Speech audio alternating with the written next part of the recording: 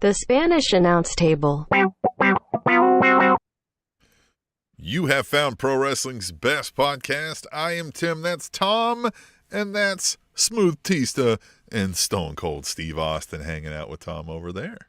Blue Tista, for those of you who are watching on the live stream, got Blue Tista and Stone Cold Steve Austin. Unfortunately, Stone Cold Steve Austin without the pinless elbows. That's a big thing I'm finding out in the pro wrestling figure world is you want pinless elbows. Right. This does not have it. I don't have those. It looks like he was cupping.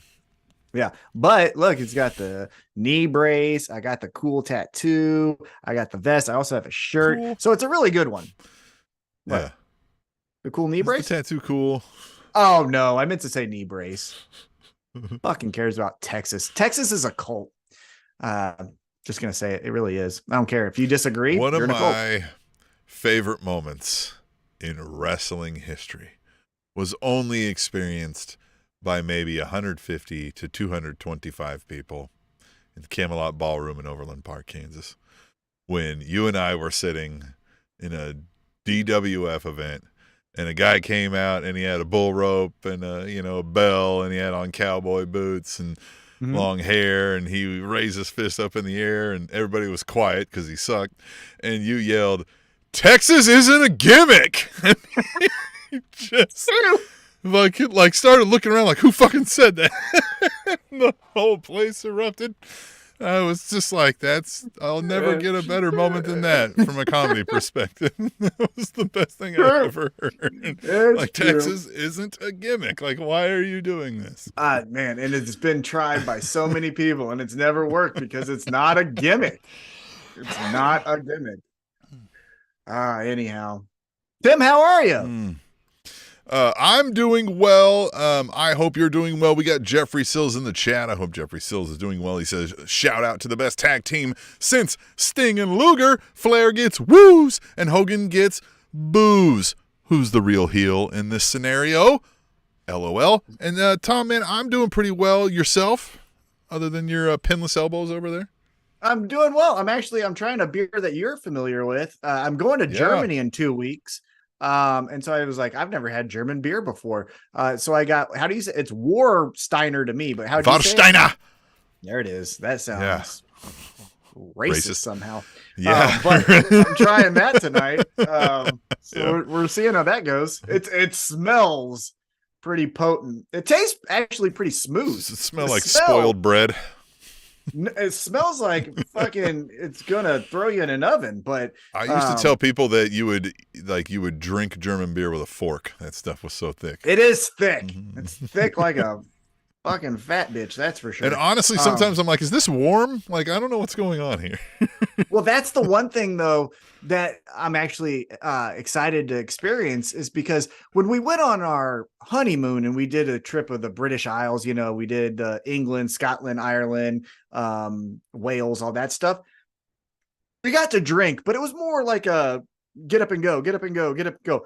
This time we're going to be in Frankfurt for 4 days, excuse me. And so I'm excited to experience like real meals. You know what I'm saying by that? Like not like a group of 20 of us walk in, the restaurant was rented out by the place that set it up, like just fucking sitting there. Because apparently, correct me if I'm wrong, Europeans, they don't like ice, right? Ice is like a middle finger, they right? Typically, at least in that parts where I was, right, in the Germany and that sort of Western European, I think their thought is like that's a shock to the system, so they're not like overly full of ice. Like you might get a little bit here and there, and there's like a slight chill to some beverages, but more often than not, it's like a room temperature or slightly colder than that, especially with the beers. Well, that's almost what like a cooler fridge at most. Yeah. Oh, of course. Especially with a flavorful beer. Again, like chilling something will reduce the flavor of it, right? It just so happens that works great for American beer because there's no fucking flavor in it. Right. But so I'm excited to experience like how they actually drink this because I just put it in the fridge because I didn't know where else to put it. And also put it in a glass. It probably shows you the type of glass on the bottle somewhere, if I'm not mistaken, on the back label. Maybe might even show you like a style of glass. Maybe not. That's more typical of Belgian beers. It's not in the language I understand, so. Yeah, okay. Yeah, well. There it is. There is that. So, I used to drink a lot of that over there, yep. Bitburger was another favorite of mine, which was more of like a mass-produced kind over there, but it was a mass-produced kind over there still beats a lot of things over here, you know? Mm-hmm. Yeah, Good so I'm stuff. excited Good to times. like. I like room temperature, actually everything. And so I'm excited to experience that, like how they actually do it. Everything. Now, the thing that I'm nervous about, have I told you this? So the thing, well, first off, the number one thing I'm nervous about is losing to the Dolphins. I That's don't not want to going do to that. happen. Right, but I just don't want Andy to do Reid that. is going to work circles around Mike McDaniel. I don't know. Anyhow, the other thing I'm worried about is so my sleeping arrangement. Have I told you my sleeping arrangement before? This is my sleeping arrangement. I take 2 tramadols, 2 edibles, and then I put 3 ice packs on, and then I go to bed. That's how I go to sleep. I put one on my shoulder, one on my elbow, and then one on the back of my neck, and then I sleep until they're 2 room trannies temperature. and 2 eddies. Mm-hmm. That might be the episode title. I mean, yeah. But with Europeans kind of middle fingering the ice box, I'm nervous that I'm not going to have my ice packs. So nervous because I'd like to sleep for 5 days. That would be great. Because if I don't do that, I'm being dead serious. You have a hotel there? You might just speak with them about accommodations. Yeah, that's what. Yeah, we're gonna probably do that. But yeah, like I've got it down to a science that if I don't do that, I only sleep for about an hour and a half to 2 hours to get me from like 10:45 when I go to bed to like 5:15. That's the regimen I need. Well, there's going to be some time where you're going without sleep anyway, but that's going to be because you're partying from the high of the Kansas City Chiefs, molly-whopping the Dolphins. I hope so. We're going out there to hunt some dolphins. You know what I mean? Going fishing. Woo. Yeah. But yeah, so I'm nervous about the trip as far as those concerns. But plane ride is probably what, 8-9 hours or so. Yeah. I can go through that. You going? Did you bump up? Did you get a higher class? Or you going economy? I don't know. They booked it. No, I don't know. The only thing that I know is that you can't check in until you're actually there. So like the 24-hour before bullshit, you know? Oh, this is part of a package deal. So you don't even get that's right. Yeah. So you don't know what your accommodations are going to be flight-wise, really. Exactly. Yeah. So the only thing that I know is we're getting there early because our flight's at 3:00 in the afternoon. So we want to eat lunch at the airport. And then we want to use, because I'm on that clear motherfucker. And so I ain't walking with these pores. So I'm putting my clear number in so I can cut that line and get out fucking smelly. You know what we did coming back from the United States? Or coming back from Greece into the United States, sorry. We had like a 1 hour layover from getting off of the plane from Greece, from Athens, to get in Atlanta to a flight back home, right? And the customs line was like 400 people long. There's an app that you can pre-check in. And so like we like filled all that stuff out. You like take a photo of your passport and everything, check all that out. And we walk and we like find the line and it looks like it's closed and there's just some guy standing there and we were like, is this the app line? He was like, you filled out the app? And we like held it up and he was like, all right. And he literally just like undid it like it's the velvet rope. And it was like, hurry up. And then literally like we go in there and another lady was like, oh, right this way. And she like walks us up and just puts us at the front of the other line of like 400 people, like just walked us up in front of those people and was like, here. And I was like, I didn't even pay anything for this. I just went to the app and filled it out. Yeah. It's now crazy. I have Clear. And so I paid 2 years ago for it or whatever. And it lasts for 6. But yeah, well, I did the pre-check. I paid for that. You got to do that. This is above that. This is above. Oh, really? Pre-check. Yeah. Send this me is some where, info, man. Yeah. Hey, listen, I'm a baller too. It's called TSA. What is it? TSA? Is that right? TSA. Is that, yeah. Mm-hmm. Yeah. It's called TSA Clear. Clear. Yeah. And you don't fucking have to take your shoes off, belt off. You just and it feels so fucking good, especially if there's rich people in the line, to fucking cut them when you're in like a workout t-shirt. Oh, they get so mad. Fucking love it. Anyway, love it. Bam. So that's our life, the ballers that we are, right? Talking about some German beers, international flights and trips, and bucking the system and paying our way to the front of the line wherever we go, right? That's what we like to do. What do you like to do? Hit us up in the chats on the YouTube live streams. We do this each and every week, guaranteed on Thursday, most likely, maybe some other days, at precisely 7:15-ish on the dot every week. It's like clockwork, mark your calendars with it, whatever, right? Make a sundial. I don't give a fuck. Tom, hell yeah. We're going to talk about some pro wrestling. We have AEW Dynamite happen last night. So much fun stuff that I want to talk about in there. I giggled, like literally giggled at times. We're going to talk about some things that happened on this day in pro wrestling history. You've got a top 5 list for that ass, and we're going to get into it. You ready, Tom? You ready to take a little trip Back in time. Talk about some pro wrestling fun? Yeah? Hell yeah. That is always a good, it wets the whistle. Right? Back in time. Right? A good hors d'oeuvre for what we're about to get into, right? When we talk about what happened On this day. we better never make it too famous, right? Because we're going to get sued by a lot of people. On this day. Allegedly. All of this is allegedly. All right. Who do you got there, too? Is that Adam Copeland? Mm-hmm. Short-haired, long beard. Adam Copeland. Yep. Motorcycle mechanic. Hell yeah. Unfiltered cigarettes smoking Adam Copeland. Yeah. Oh, yeah. Obscure Yeah. rock band loving Adam Copeland. Yeah, he looks like someone who tried out to be in a metal band and phased out, and so then he sold weed to his local, neighbors.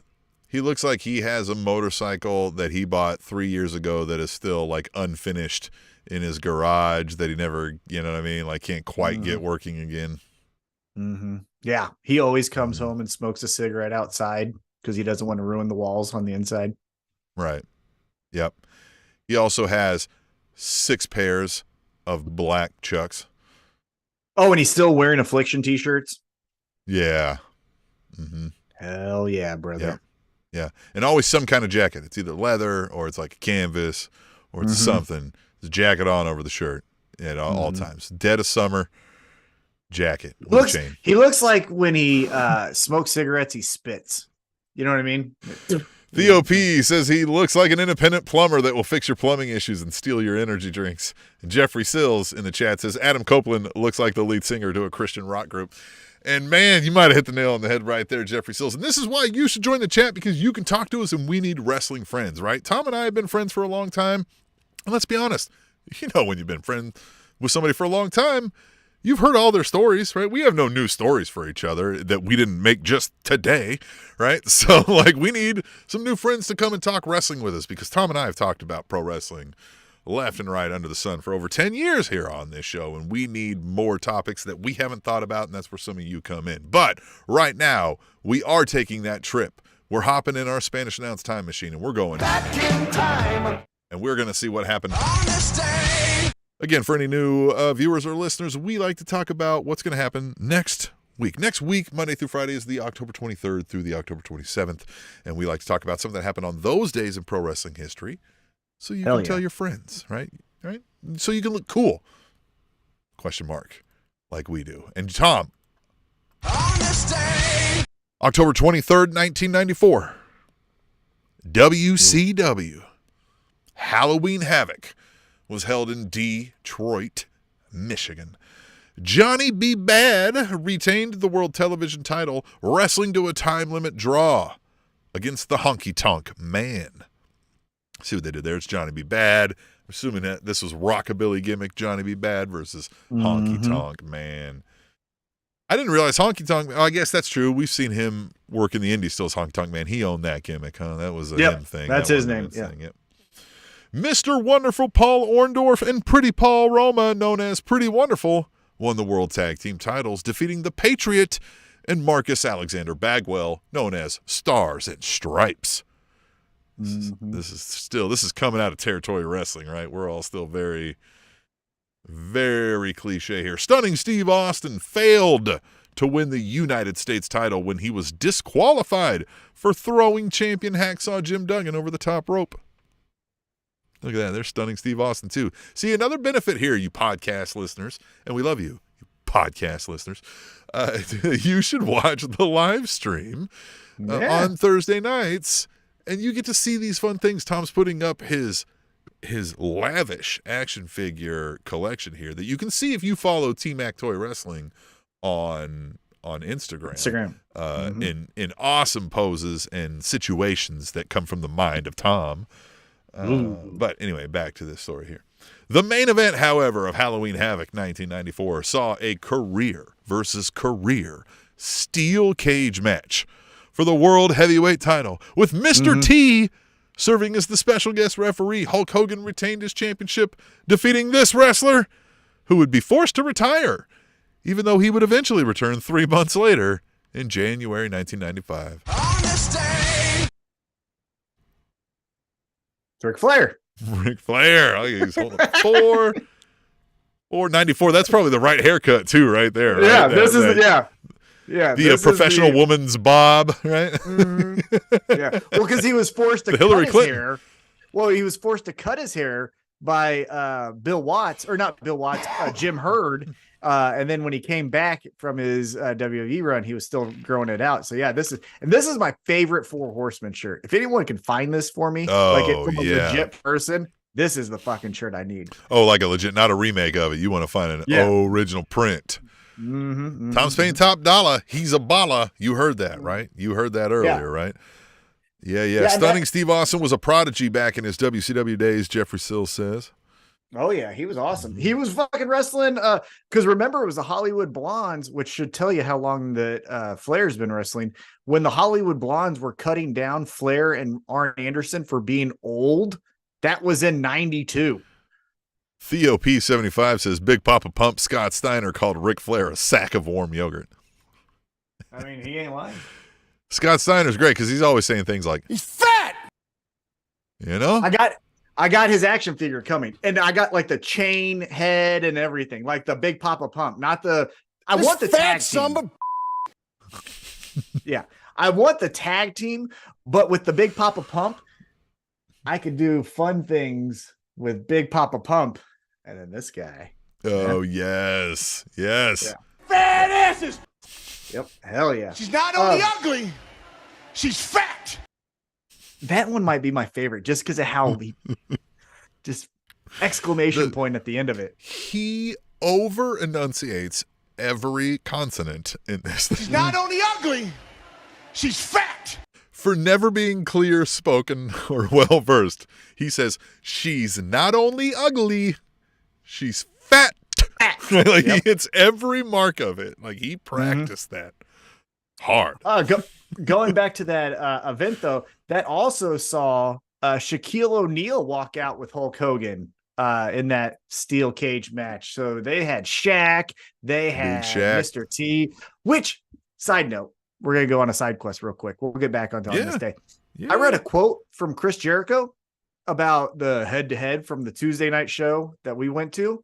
Man, if he was in charge, Chris Jericho was in charge, that show would have been way different. He wanted to bring in Shaq and Mike Tyson and who was the other person he said? He said he wanted to bring in Shaq, Mike Tyson, and like someone else. And I was like, man, that was. Listen, I don't think he's wrong. Like, look, it worked very well for WWE and Vince back in the day, right? What WWE tried to do this time with NXT was like, let's bring back all the stars that are like wrestling stars.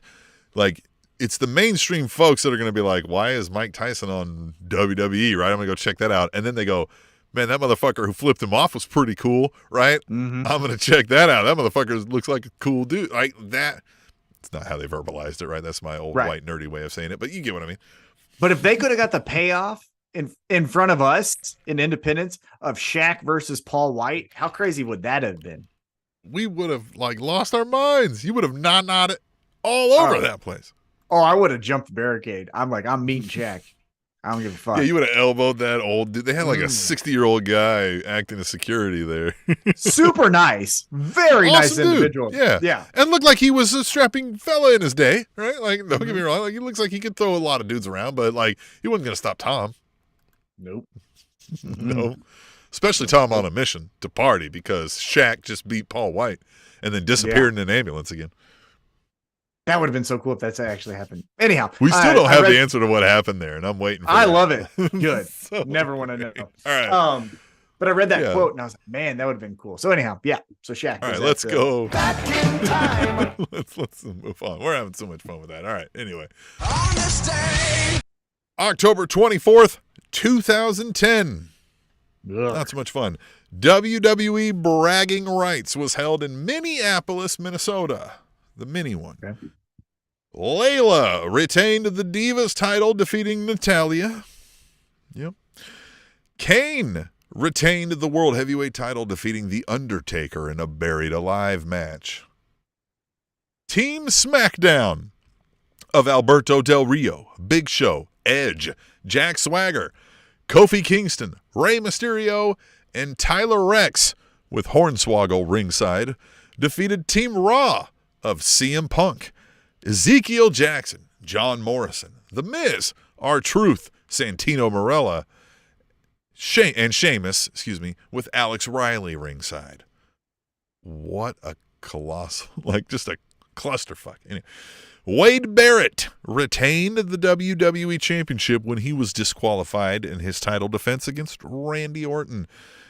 And Dashing Cody Rhodes and Drew McIntyre lost their WWE Tag Team titles to David Otunga and which wrestler? On this day. You already said Wade Barrett, right? You said Uh-huh. Wade Barrett. So it's not Yeah. David Otunga and Wade Barrett. Uh-huh. Oh, hurts his asshole. You would think, because they were a tag team, that it was Curtis Axel or Hurt His Asshole, but it's not it. So I want to, because that's an easy thing that you might go to, I'll offer you another guess here. Who might it have been then? It was a Nexus member. It wasn't? It was. It was a Nexus. Nexus. Mm-hmm. Heath Slater. It was not Heath Slater. You want to know who it was? Tarver. And his name is John Cena.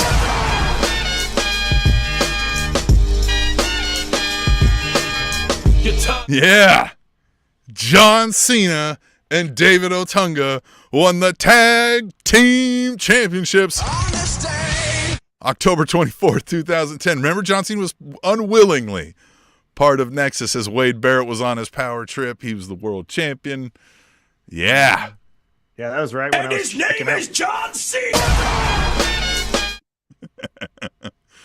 Yeah, that was right when I was checking out. That's when I got my Oh, job yeah. at Titan. And I was like, MMA is way better than this fucking trash. And so I was like, pro wrestling. I was like, keep tabs on it. Like, oh, let's just see who the champs are. Fuck yeah. that, though. Fuck that. No, it was not a good time. Yeah. Yeah, Jeffrey Sills called that one. He knew what was up. He knew that it was. And his name is John Cena. Oh, we have that in perpetuity now for this show, so be wary. Yeah. More like Jan Cena. You know what I'm saying? Yeah. More like Jan Cena. All right, let's go. Hop back in the Spanish Announce Time Machine and go Back in time. and see what happened. On this day.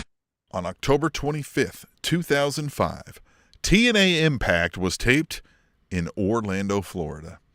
Jeff Hardy, Lance Hoyt, and Sabu defeated David Young, Elix Skipper, and Simon Diamond in a six-man tag match.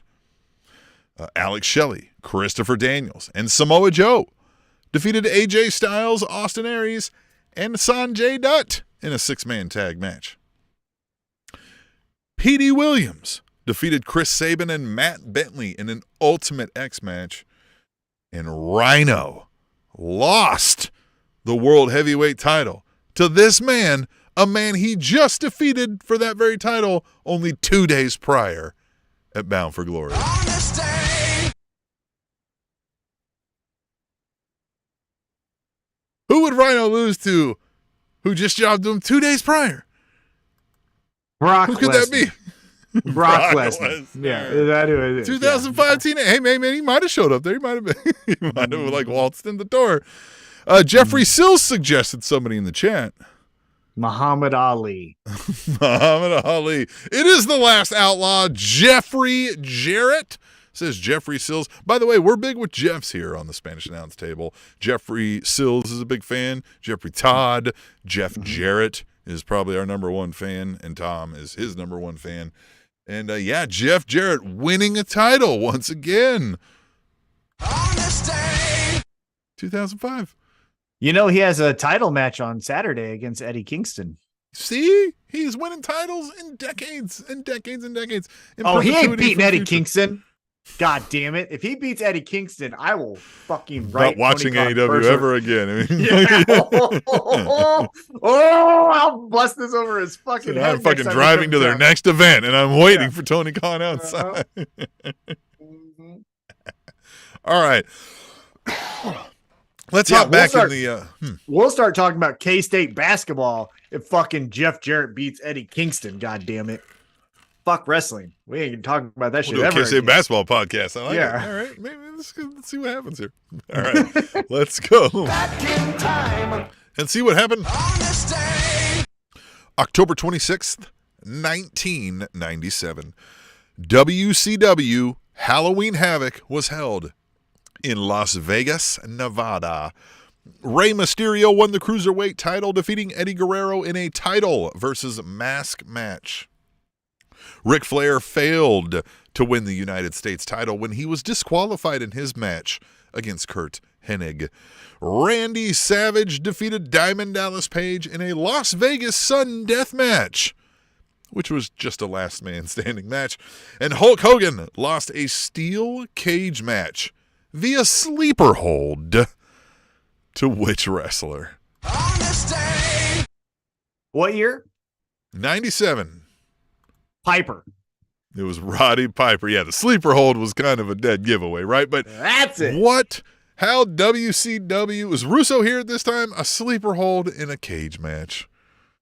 Like, Well, that was like I don't. that wasn't even the worst part, is that they kept Piper around after they did the whole this angle, and then they did a War Games match where it was NWO versus WCW versus Team Piper, which was like, what? You're now another organization or a group? Like, fuck off. Yeah, Piper got really stupid after that angle. I mean, some could argue he was always kind of stupid, but that angle was pretty cool. That's the one, if you remember, that they kicked the Giant out. It was the first time that we got to see Big Show, Paul White, the Giant, kind of do the whole, I don't want to hurt the old man. And then they fucking ran that shit back over and over and over and over again. But that's how he got kicked out of the NWO, is he wouldn't beat up Piper. Wouldn't beat up Piper. What a wuss. What a baby. All right. Well, and I just don't get, they choke slam him really soft and like, oh, see, I did it. Like, could have easily done it. I don't know. What a bitch. Yeah, you don't know how to fake it on your job? Like, everybody knows how to do that. Fucking Yeah, come loser. on. All right, let's go. And see what happened. On October 27th, 1991, WCW Halloween Havoc was held in Chattanooga, Tennessee. Steve Austin retained the World Television title when he wrestled to a time limit draw against Dustin Rhodes.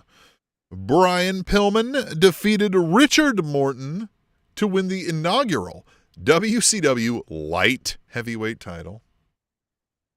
Arn Anderson and Larry Zbyszko, known as the Enforcers, retained the World Tag Team titles, defeating Todd Champion and Firebreaker Chip, known as the Patriots. I don't know who the fuck those two people are. Lex Luger retained the World Heavyweight title, defeating Ron Simmons 2-1 in a 2 out of 3 falls match. But this event is most remembered for the opening bout, which saw Sting, Elegante, and the Steiner Brothers defeat Cactus Jack, the Diamond Stud, Big Van Vader, and Abdullah the Butcher. I can't even get through this. In a Chamber of Horrors match. A Chamber of Horrors match, Thomas, held in a steel cage. But how do you win a Chamber of Horrors match? Was this the one where you like started at the top and you had to like go down all the levels and then get out at the bottom? No, like it's not the multiple. That was something with the Legion of Doom or whatever they call it. Not Legion of Doom, Kevin Sullivan's group, right? Yeah. Yeah. Face of Fear. Yeah. No. Yeah. That was something different though. No, this is like one giant, almost like a a elimination chamber, kind of. It like had edges to the top, but it wasn't, I don't think, fully enclosed. But it was like a caged-in thing, these 4-on-4, and you had to do something very specific, not typical to a wrestling match, to win this match. I don't remember. What was it? So you must place one of your opponents in an electric chair and pull the lever to activate the chair. Now, Team Sting won this match because Cactus Jack inadvertently pulled the lever when his own teammate Abdullah the Butcher was in the chair. Yeah, I do remember Abdullah. Yeah, I do remember that. I forgot it was a Chamber of Horrors, but yes, I do remember the electric. We talk about WCW 2000, but WCW pre-Nitro, like NWO, was not great either. Like, it was bad. The thing that I find so interesting, especially when you talk to like the Jim Cornettes of the world, is they like to position WWE as this like hokey pokey, superstars. Hogan didn't know a wristwatch. Yeah, cartoonish, where the real athletes were over in NWA, WCW, which to a certain extent, okay, right? Like you just said, Ron Simmons, the Steiner brothers, Vader, like those are more realistic wrestlers. But then, yeah, it's a fucking electrocution bullshit. And it's like, fuck off. Yeah, you had the Diamond Stud. You had all of the Kevin Sullivan folks. Like, you had all of these gimmicky bullshit things over there. The Buckhouse match on the back of a flatbed semi and shit. Like, fuck off. You guys were also hokey, Jim Cornette. Like, you act like you were this. It's pro wrestling. We're all a little hokey here. Yeah, but like he acts like he was this beacon of strength to keep the integrity of pro wrestling alive. Realism. Off. I was bringing realism with my tennis racket that I've never played tennis in my life. Yeah, the only thing real was that he broke his fucking legs because he was afraid of heights and didn't know how to fall when the Legion of Doom pushed him off that scaffolding. Fucking idiot. One thing he was how super cheap that great suit guest. Was, but yeah, super great guest though. One of our most friendly, I guess. I think most excited to be on this show. You know, like it was fun. Great guy. Love to have him back on. All right, so that was our trip to see what happened in pro wrestling history, and that's fun, and we always like that. But another little look back over the history and even up to and including current day that we like to do each week is a little top 5 list. Anybody who knows this show knows Tom loves lists. Love it. If you got a list, Tom wants to hear it, and Tom wants to fight you over it because his list is going to be better. And Tom gives you a different list. Each week I gave him, 30 topics, and I said, make some lists on these. And this week, Tom, you told me you're going to do Tom's top 5 greatest storylines in pro wrestling history, all of pro wrestlingdom. All of it. Let's go. Here we go. This is actually going to be in order. In order. Like, so 5 being the 5th best, 4 being the 4th best, and so on. Number 1 being number 1. You all know how to count, maybe. Let's hope. All right, so number 5. I'm coming out hot, and if you disagree with me, sucks to be you. Number 5. You gonna just say it? Say it. Oh, yeah. Number 5. Yeah, all right, yeah. Sting versus the NWO. Ooh, now, okay. Here's the thing. You cannot deny, week to week, crowds were losing their fucking mind 100%. When Sting would just appear. Oh my God, he's up there on the rafters. Not even with a Put the light on him, and it could have been a fucking mannequin, and we wouldn't know. Yeah. And at the start of this was very, very interesting. Remember, he turned his back to Macho Man, was like, if you're going to hit me, hit me. And then obviously we had the fake Sting that was in the limo. And then, like I mentioned, the Macho Man, and then Macho Man kind of followed him for a while, but then Macho Man turned on him and sided with the NWO, which should have never fucking happened, which that'll be another side story. But the reason it goes to number 5 and not higher is it got to a certain point, especially like start of 97 until Starrcade, where it was like rinse repeat, where the NWO attacks DDP. Kind of bloodline. right? Yeah, It was, Sting fucking comes down, right. clears the ring. It And was then kind we of the do like, same oh, we're thing. doing the same thing because we're telling the same, like we're trying to stall the Right. next plot point. Right? Yeah. And then once Sting beat Hogan, that was kind of it. I know later, like a couple months later, then Hogan beat Sting again, but like Sting was done essentially. Well, they after rivaled that. all the way through Impact. We talked about that last week. Well, yeah, obviously. But yeah, and so because of its repetitiveness after it got interesting, makes it number 5. I think 5 is a good spot for that. Good choice, Okay. Tom. Oh, thank you. All right, number 4. This is my look. I did my top 5. I'm doing my top 5 best storylines, but I'm trying to be as subjective or objective as possible. Subjectively, this is maybe my second favorite of all time, but I can't put it that high because it didn't necessarily last that long. And then once the payoff happened, it was kind of done. And I am talking about in the wacky, weird world of ECW, Raven versus Tommy Dreamer. I knew this is where you were going. Yeah. Fucking was so cool. First off, it had a backstory that didn't involve ECW, right? It was 2 kids that went to high school together. The star jock, the outcast kid. Then they get into the same promotion, so they already knew each other beforehand, which would make sense too, especially like in Eastern Championship Wrestling. I know they were ECW Extreme Championship. Again, in that day, not everything was national yet quite. So like this idea that like you grew up in this town, you start working at something in the town. You either become the cop or you fucking work at the pizza joint or you become a plumber right? Or something like that. You work at the bank, you became a pro wrestler or you joined the AAA ball club or something, right? Yeah. Exactly. And then from this, what I think is so interesting and why personally I think it's a little bit higher, but I just, again, objectively, I just couldn't do it. But it spawned so many other things, right? We get Stevie Richards. We get Francine in the crowd who becomes like this fan of Ravens. Then we get Beulah McGillicuddy, who was the girl that Tommy Dreamer shunned, but then eventually sided with. And then we get the threesome with Kamalata and Beulah and Tommy Dreamer. Yeah. And then you get Raven with his flock. And then Stevie Richards breaks off of that. And then you get the Blue World Order with Blue Meanie and all of that shit. Yeah. And so it's like, there's so many like tentacles in ECW from this storyline, which was awesome. And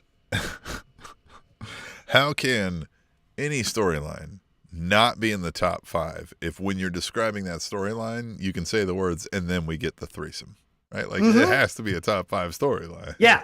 Well, yes. And then obviously the other great thing that I thought was awesome about it is they went against the pro wrestling trope where, up until the finish of this storyline, Tommy Dreamer never beat Raven, right? Every time he went up against Raven, Raven found 911, or it was Stevie Richards, or it was Shane Douglas, someone helping him to then take him out, right? Now, the little asterisks on top of this storyline that I think was always great was when it was the Dudley Boys last night in ECW, and they said they're going to take the tag team championships and they're going to lie them down at the feet of Vince McMahon. And so they're like, who wants to wrestle? And it was the Dudleys versus Tommy Dreamer. And then Raven comes in to help Tommy Dreamer because fuck that. They're not taking those titles to WWF. That was fucking awesome. And then they're like, fuck you. We're not friends anymore. But like, yeah, the story, great, realistic as far as like emotional, like how you would act in those situations. Love it. Number 4. I think it's a key example of some of the things you've always talked about at ECW, where there's just so many little things that weave in and out and just tiny little details of like an in-depth like backstory, right? It's built from the ground up. And we'll talk about it when we go into our AEW Dynamite review. But another thing that ECW did way better than a lot of other promotions, especially early on, was Raven and Tommy Dreamer were feuding, but Tommy Dreamer also had beef with RVD and Sabu during this time. And when Tommy Dreamer finally beats Raven, and Raven then goes to WCW, which we didn't know at the time, but I mean, we did, but you know what I'm saying? Storyline wise, beats Raven rolls out of the ring, lights go out. RVD and Sabu attack Tommy Dreamer, and Jerry the King Lawler's in there going, "Oh, this is extremely crappy wrestling. This place should be filled with, this place should be made of toilet paper because it's filled with shit." And then they're kicking their ass, and then we get a WWE invasion story into ECW, like immediately, and Tommy Dreamer's at the main point of that. So like, it was just awesome, just fantastic fucking writing from them. Good All stuff. Right. Now this one, I almost thought about swapping this with number 5, but if I'm being honest, the storyline points were better. And you mentioned it once, and it was repetitive, but if you just look at it and cut out all the fluff, it's pretty fucking great. But it's the bloodline from when Roman tells Jay, "I'm the fucking man," and then makes him submit into getting in line. Then makes Jimmy submit into getting in line, to then Sami Zayn going like, "Roman, we could be friends," all the way up till Jay becomes main event Jay and breaks off and says, "Deuces, I'm the fuck out of here."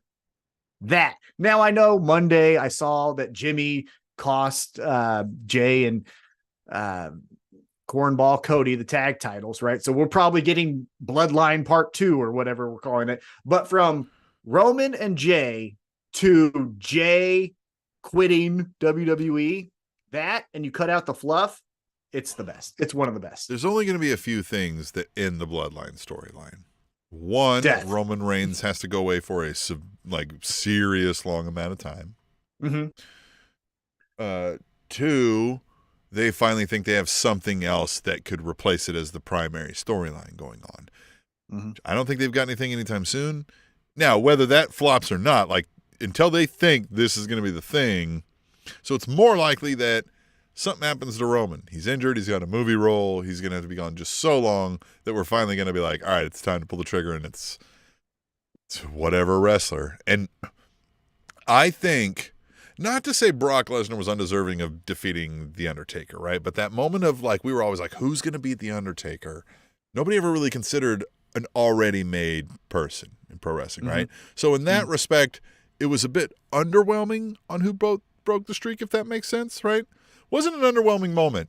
Underwhelming when you look back later on like who broke the streak, it was like, oh, it was a guy that didn't need that feather in his cap, right? So I think it'll be one of these moments, right? Like Roman Reigns has got to go away for something, right? Like he's injured or he's going to go away for a movie, and they're like, all right, well then let's put it on just whoever we think's hot at the moment, and it's going to be like Seth Rollins or something. Like it's just going to be random, and it's going to not mean anything. But like I agree with you, and you said this all along.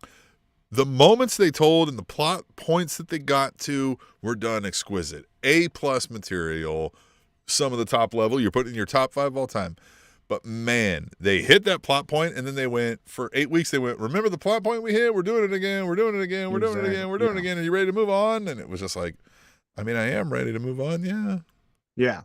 And this one, similar to Raven and Tommy Dreamer, also had things that shot off from it, right? We had the reconnection of Kevin Owens and Sami Zayn, right? When they reconnected here in Kansas City, and they did that hug that ended SmackDown, you know, so there was other things that also went, and then the subplot points between Sami Zayn and Jey Uso, and they're best friends, but are they really best friends? Well, no. Paul Heyman's interactions with everybody. Yeah.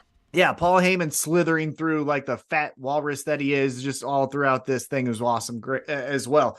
And the other reason why I put it ahead of Raven, Tommy Dreamer, Sting, and NWO, and you just can't deny it, is like, look at the fucking crowds, right? Like the SummerSlam crowd that Sami Zayn hits Roman with the chair. I mean, there's like 50,000 people there. So you got to give the devil its due. So that's why I put it so high, is the plot points were great, and the business for the top 2.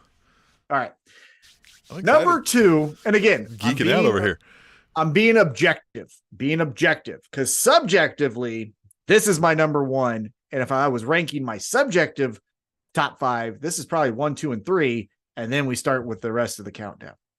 I fucking love this story so goddamn much that I think about it sometimes and just write fun things about it. I'm just like, I love it so much. Damn, you remember this? So Draw fucking fan art great. about this.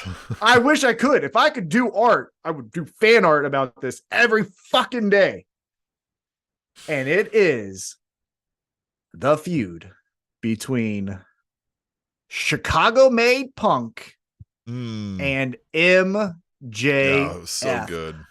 It was the good fucking start of it, where just CM Punk is like, I'm not shaking your hand, you cocky asshole, to then the origin story of MJF and the reason why he feels so hurt by CM Punk, the real life situation of, you heard a lot of people. It wasn't just MJF here, you know? Well, we say this a lot about MJF, about that, like how he uses a lot of that past saying and we get these origin stories, but like that was kind of the tipping off point for a lot of that, right? We didn't get a whole lot of that before, right? This is one of the first where we were like, oh, we're seeing behind the armor here. Yeah.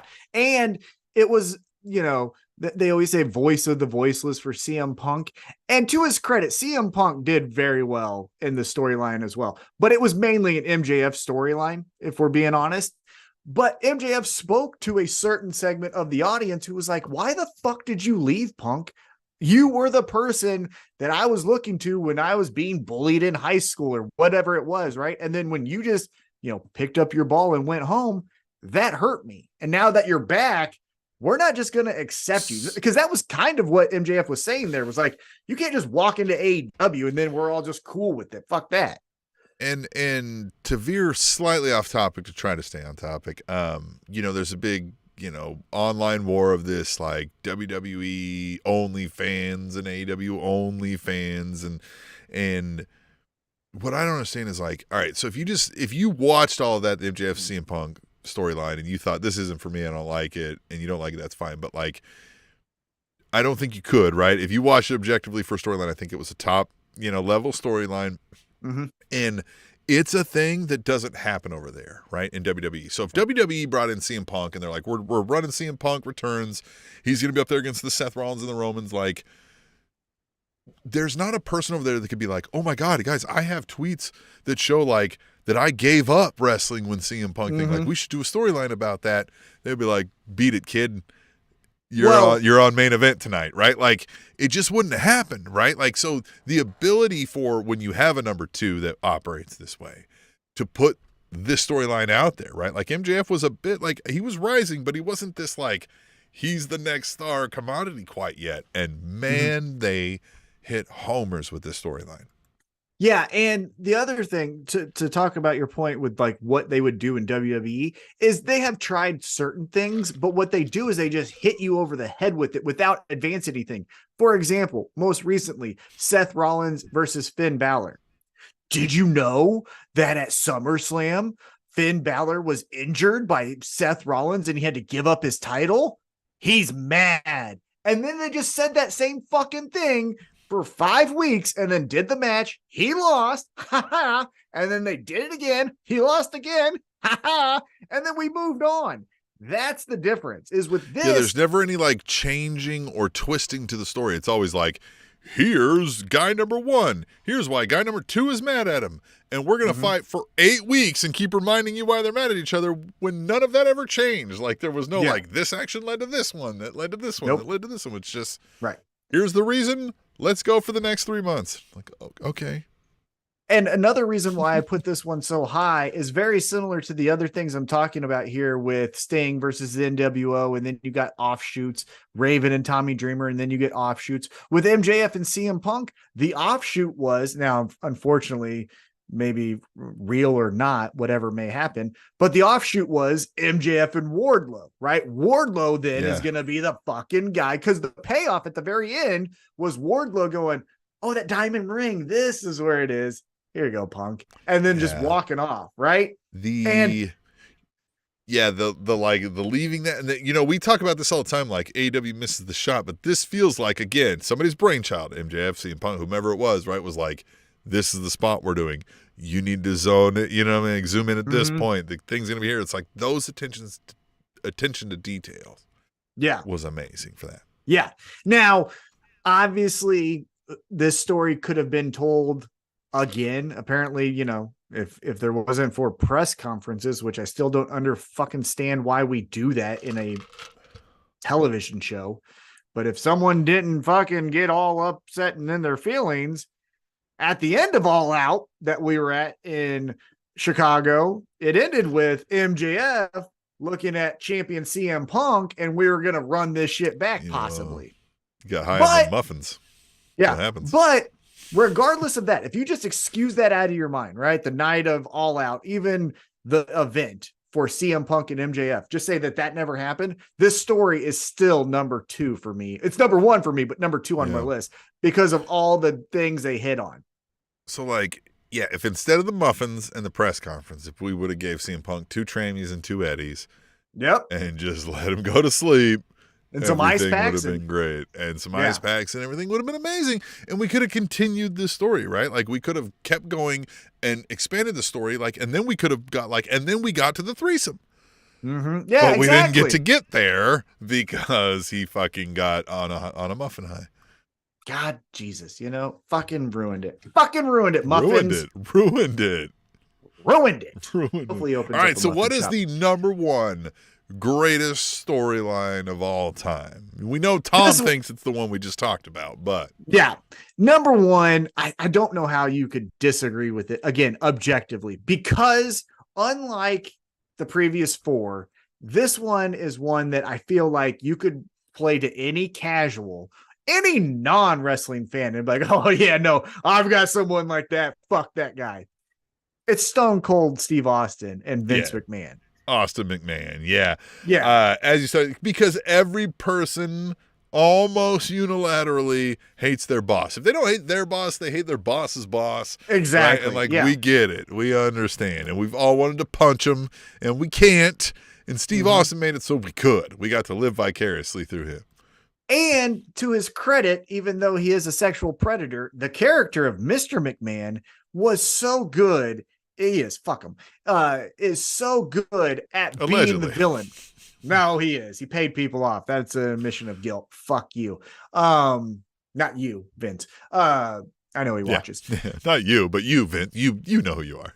Yeah. But like the plot points again, because this also, you could argue, was kind of repetitive, right? Show up, stunner, leave, show up, stunner, leave. Okay. But there was all of this.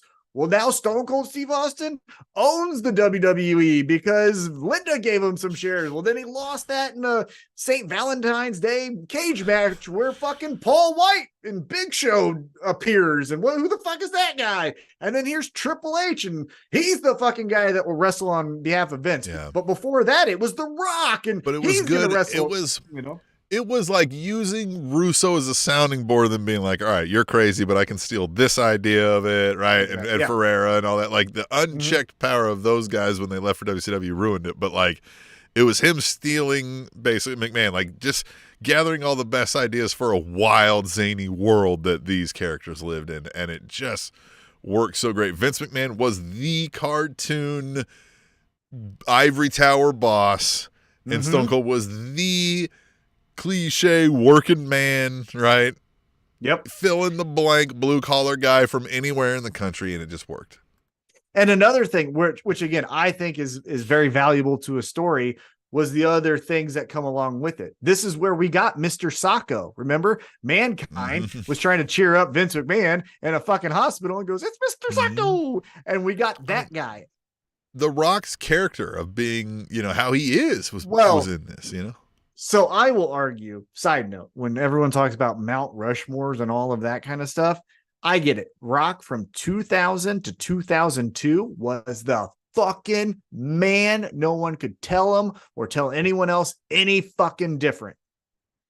Everything before that was Vince McMahon, and he needed a wrestler, so it's The Rock. And I will stand by that. I'm not saying that the Nation stuff wasn't good, but that was mid-card, right? So when you're talking about like the 6-year run, and don't forget that it was 6 years, the 6-year run of The Rock, 3.5 to 4 years, like The Rock was just Vince. The Rock is to wrestling to me what 50 Cent was to hip hop.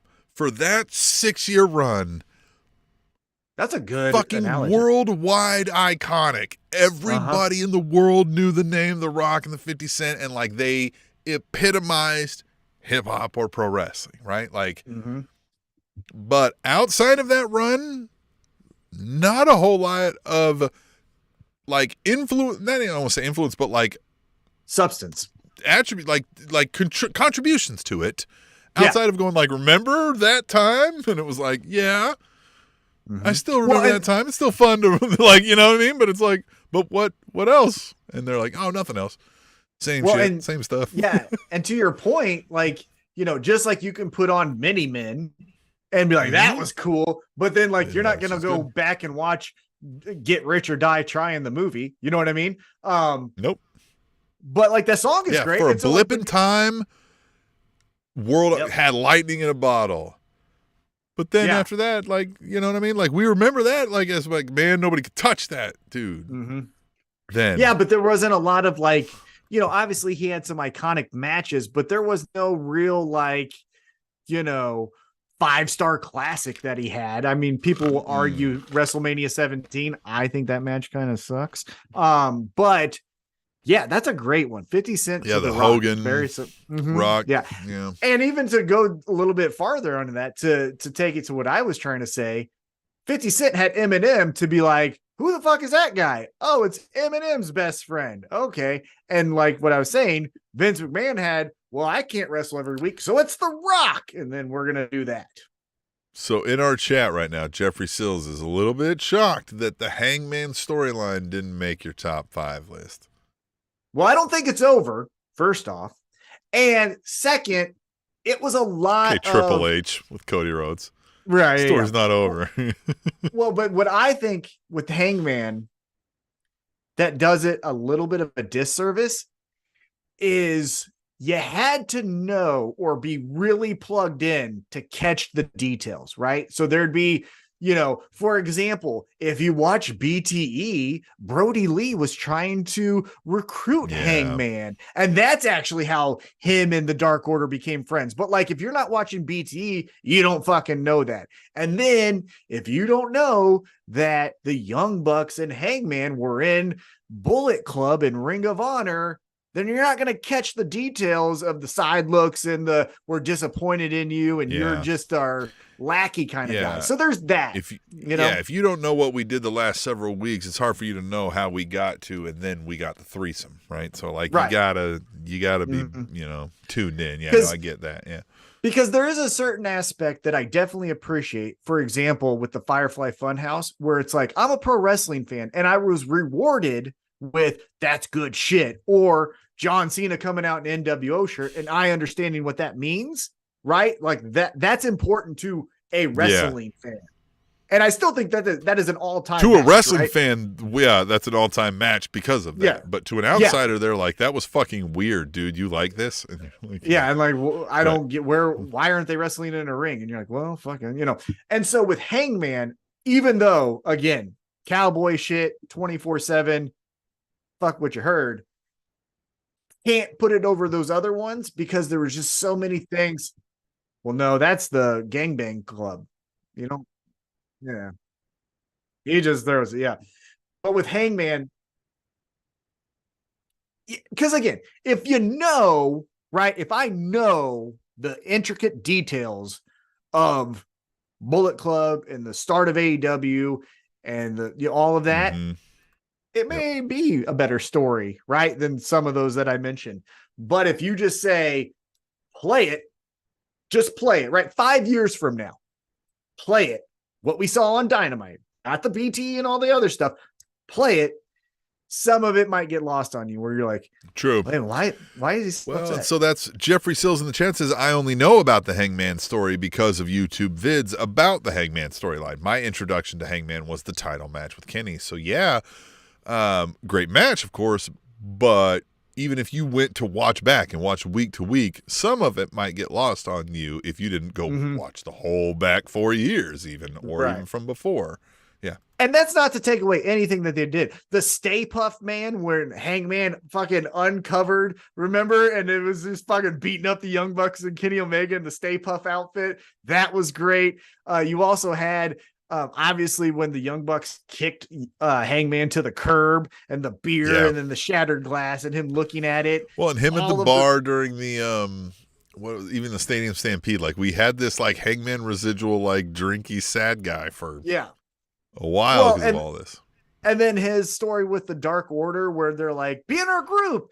And he's like, no. And then they like threw fireworks up and he said yes. Oh, no, put that down. And he's like, sorry, guys. One of the sad things I got, and I think it's the time has passed and I don't know that we can get back there, was more leaning into that. Hangman's on again, off again. Like, I'm a little too cool, but I like these guys. Friendship with the Dark Order. Like, we could have gone so many ways. If we needed to turn Hangman heel, that was the way, for one. And I just don't know. I mean, maybe we could get back there for that sometime, but like I think it would take so much work that I feel like we missed the boat on so many potential good storylines with that one, the Hangman and the Dark Order.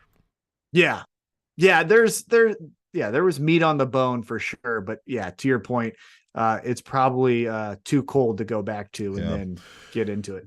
But that was Tom's top 5 list, man. Sting and NWO, Raven and Tommy Dreamer, and then we get the threesome. The Bloodline, CM Punk and MJF, Austin and McMahon, top 5 greatest storylines of all time. Do you agree? Do you disagree? If you disagree, as Tom said, sucks to be you. But if you agree or you disagree, you can share your thoughts with us. You can do it live during our YouTube chats, during the shows. You can hit us up on Twitter using hashtag #TweetTheTable. But I got to be honest, nobody's done that in a while, and we might just be navigating away from Twitter. They're planning on charging people at some point, so maybe don't do that. Hit us up, tableshow@gmail.com, or find us through various other social media channels. You can contact us through various methods. Check out SpanishAnnounceTable.net for all of your needs in that regard, especially if you want to click the link that says buy our t-shirt, which will take you to Pro Wrestling Tees, where you can buy a Spanish Announce Table shirt and support us. Or you can just donate via the PayPal or the Cash App that's up there if you don't want to buy a shirt because you're like, I got too many fucking shirts. And beer sponsor of the week. These guys, but I want to give these guys some money and let them buy some beers. You can be our beer sponsor of the week, right? So, Tom, we're already an hour into this show, so let's talk about AEW Dynamite, because AEW Dynamite was last night, and it was fun. I thought it was good. What was your overall thoughts before we break it down? Loved it. I loved it. I thought it was so much fun. I thought, honestly, thinking back to it, there was a lot more promos than I could remember in an AEW Dynamite episode, but I didn't hate it at all. So let's kick it off. It started with a match. And it started with, the Weirdsmobile matchup machine. It spit out Penta El Zero Miedo, Penta, versus Jay White. Because that's the embarrassment of riches we have, where we could just do Jay White versus Penta because fuck it, why not? You know what I mean? No booking, just like let's throw these guys out. Yeah, right. Sure, yeah. So we get the match to kick off the show. Jay White gets the victory after Juice Robinson hits his left hand of God with the TJ Maxx or fake ass ring or whatever he's calling it. And so Jay White picks up the win as he should have. Zirconium. Something like that. So what'd you think of the opening match between Penta and Jay White? Fine, right? Again, look, we're building the Bullet Club up, right? This Bang Bang Gang right now because they're in the main storyline and this all fit. And I mean, as you said, like that's going to be a firecracker of a match. Just saying it, everybody understands, and they delivered. And I thought it was great. If I were booking this, here, let me grab my pencil or pen here. Jumping ahead, the main event was what Juice Robinson was referring to as far as the battle royal to then get a match with MJF for the diamond ring. I would have flipped these matches. I would have had Juice Robinson win the battle royal to start the night. And then the end of the night, it's Penta versus Jay White. Juice Robinson hits him with the ring. And then they say, I'm coming for the real one. You could still have MJF on commentary and still do all the same things that you did. But it kind of felt like after this, when the gangbang group cuts their promo, you go, well, we know who's winning, right? It kind of made the main event anticlimactic because you're like, well, then Juice has got this one. Yeah. Jeffrey Sills in the chat says, I loved all the people with eyes on the Triple B. Yeah. So that's one theme that we'll get to. So right from the jump, we get Jay White, who has the belt in his possession, and Juice Robinson talking about the diamond ring that MJF has, and them essentially saying as a group, we're taking everything that you have, you love, yep. and we're gonna fucking laugh as you burn to the ground. So that's how we kicked off the show. We then go backstage with Renee Paquette, and MJF is being interviewed, and I loved instantly what he said. He goes, I could have been like a dumbass baby face that always runs down there 1 against 4 and then got my ass kicked. But I'm not stupid, And so thought that was a really cool way to just kick off the promo of like, well, why weren't you out there? Because I'm not a fucking idiot. Okay. Because he's like, I'm not a baby face. I'm a scumbag. And you're like, oh, yeah, you're great. You're so cool. And then, Tim, Renee Paquette says, hey, what about Adam Cole? And MJF's like, hey, I haven't heard from him. And then before he could even get the next sentence out, here comes the Acclaimed. And Max Caster is just fucking fanboy. weird. He's swifting for this guy. Yeah. Because it feels rapey. It feels really very rapey. It is very rapey. And yeah, I don't know. I liked it though for this moment because, like, again, it feels like he talked the Acclaimed guys into it, and they're like, all right, we got you, man. This your boy. Like, we're going to do this. And he shows up and he crosses the line. They're like, dude, too far, dude. Like, what? Like, Jesus Christ, we don't even want to do this. And now you're like, I just love it. Yeah, he was like, that guy really is a scumbag. And he was like, yeah, but he's my scumbag, right? Even seeing that coming a mile away, I still couldn't help but smile, right? Like, Max Caster just looks like a schoolgirl in love, right? Just lost, deer in the headlights, lost. I think I would be more open. I shouldn't say I'm not open to it because I am very interested to see what the hell happens here.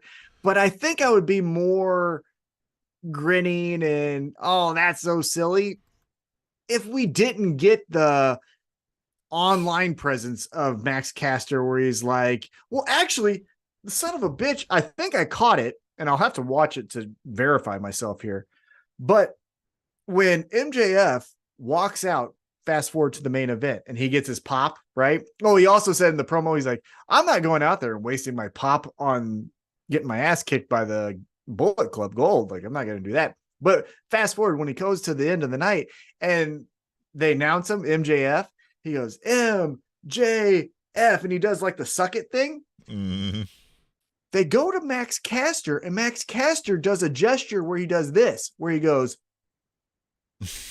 when he's doing the suck it thing, it's like, bro, if this was a man and a woman, some activist groups might be going after you right now. It's rapey. It's a little rapey. I agree with you. It is rapey. So, I'm very interested where we go with it. It's a unique wild card to this greater storyline of MJF versus Jay White / the Bang Bang Gang, right? It is a very unique wild card, right? Like, it's involving MJF and his attempt to battle this group, but the Acclaimed and the Bang Bang Gang have not had any scuffle, right? There's no kerfluffle yet here between these two. I want to point out to the chat, we got Cool Cam in the chat. He says, does Switchblade win the belt or does Max retain? Now, we, of course, when the time comes, we'll make picks the week before so that I can win this time and make Tom wear a Jeff Jarrett shirt for a change. That ain't gonna happen. Yeah, right. But your initial thoughts right now, is MJF still the champion at the end of this? Fuck yeah. Look. He better be. I don't want anybody beating MJF for 20 years right now. Well, there's one guy that I want to beat MJF, and we'll get to that when the time comes. But I think there is a ton of truth. I know who you want it to be. Yeah, all right. Yeah.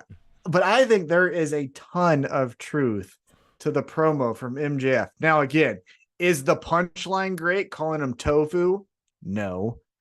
Is the substance of what he's saying true? Well, but much like tofu, it under-delivers for being a mild substance, which is kind of what the line was. Like, it was mild substance, right? It was dead on. He is tofu.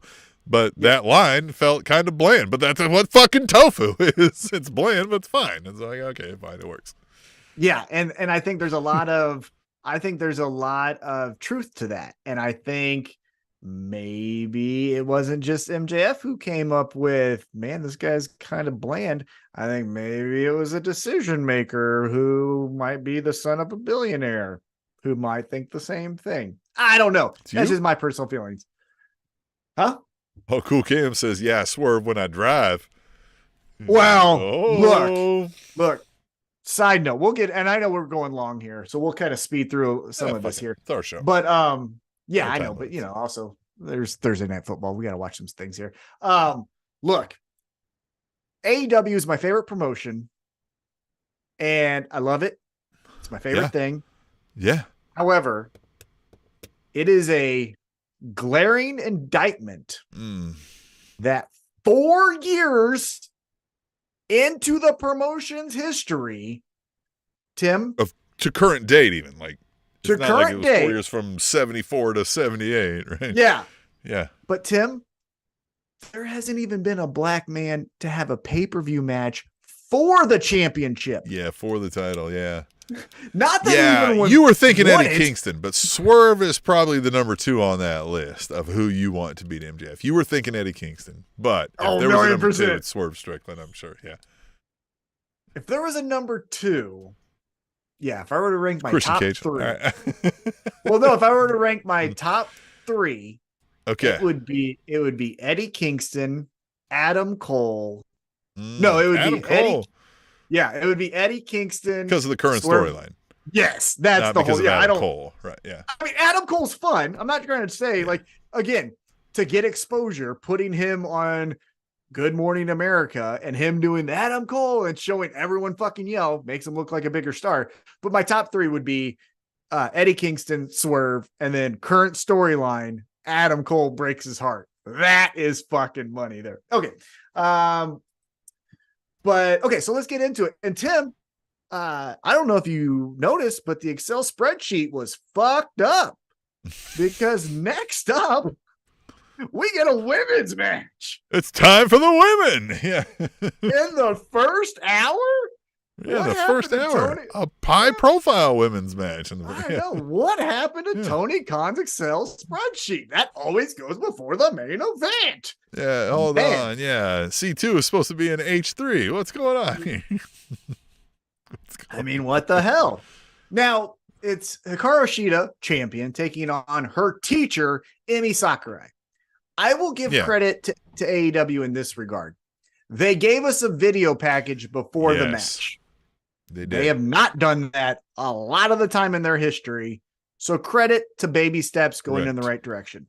And even to this, I think, again, if you followed and you knew and you've been following, the online stuff for a while, we knew that of Emi Sakura, that she was a bit of the trainer for a lot of these folks, was sort of the mentor and the thing. And that's why she gets in a lot of these matches and stuff like that in the profile thing. So, we knew that, but they had never really said that.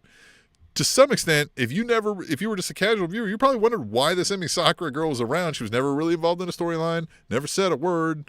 Now they at least finally addressed, she's the natty, essentially, of this group, right? Yeah. Well, yeah, and she's a cornball. She does this, we will rock you thing. She wears a queen thing, but she's not Freddie a Mercury, queen. but she's a queen. But Freddie Mercury was a queen, but you know what I mean? Yeah. Yeah, so it's all weird. And also, I think here's where they miss. So Hikaru Shida beats Emi Sakurai. I think no one thought that was going to be, an upset. Never a doubt. Yeah. But this is where they mess up. And again, if I could talk to Tony Khan or whoever it is, Christopher Daniels, Kenny Omega, whoever's in charge of the women's division is, even with the TNT championship, fucking put the next thing in front of me, right? So Hikaru Shida beats Emi Sakurai. Put Ruby Soho out there and says, hey, you beat my best friend. I'm going to get revenge for her. She has an injury, so it's on me to get the title back for the Outcast next week. And you go, okay, well, now we have a match to look forward to next week. We know Hikaru Shida is going to win it, but at least there's a story for next week's title match when it's Hikaru Shida versus Ruby Soho. Instead, what they do is they'll put on Hikaru Shida versus Ruby Soho 3 weeks from now and say, hey, don't you remember on Tuesday, that one Tuesday show where Hikaru Shida beat Saraya? Well, this is Saraya's friend. And you're like, bro, what the fuck? This is the laziest way to tell a story. So That's the thing that they need to do is when you do a women's segment, we got to keep the ball rolling. We can't do this start, stop.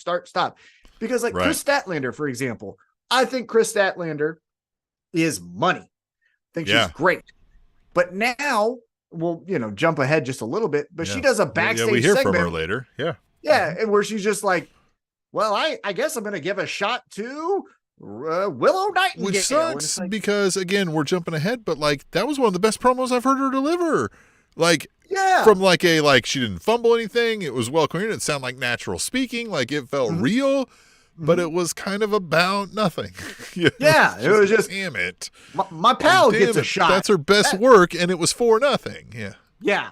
So that's the thing that they need to get fucking on top of is you gotta keep the ball rolling. Just like Tony Khan's attention span, we can't fucking stop. We gotta have the next thing. It's clear like he's got like, okay, these are my main storylines and where we're driving all that, but that attention isn't being paid, it feels like, to or any or enough women's storylines or or even other aspects of diversity in that regard.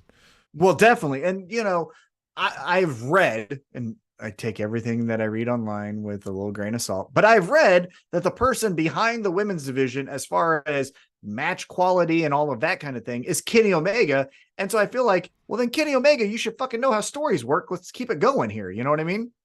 Tom, everything on the internet is true. Well, yeah. And so that's why if something says it's pro wrestling's best podcast, it's pro wrestling's best podcast. Yeah. Batista believes that. Blue Tista thinks that's 100% the fact. Yeah. And Blue Tista, as we discussed offline between each other, Blue Tista is the best Tista. Yes, 100%. That's why he's the only Tista I got. I don't got Bautista or so Evolution one Tista zone over here. Yeah. Blue Tista right or no Tista. You know what I mean? I hear you. Blue Tista or who Tista? So let's move on from there. So again, Hikaru Shida beats Emi Sakurai. She is still your champion.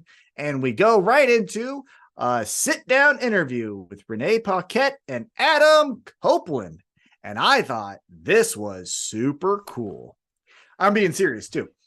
I thought it was so interesting for Adam Copeland to be like, I'm not going to fight my best friend.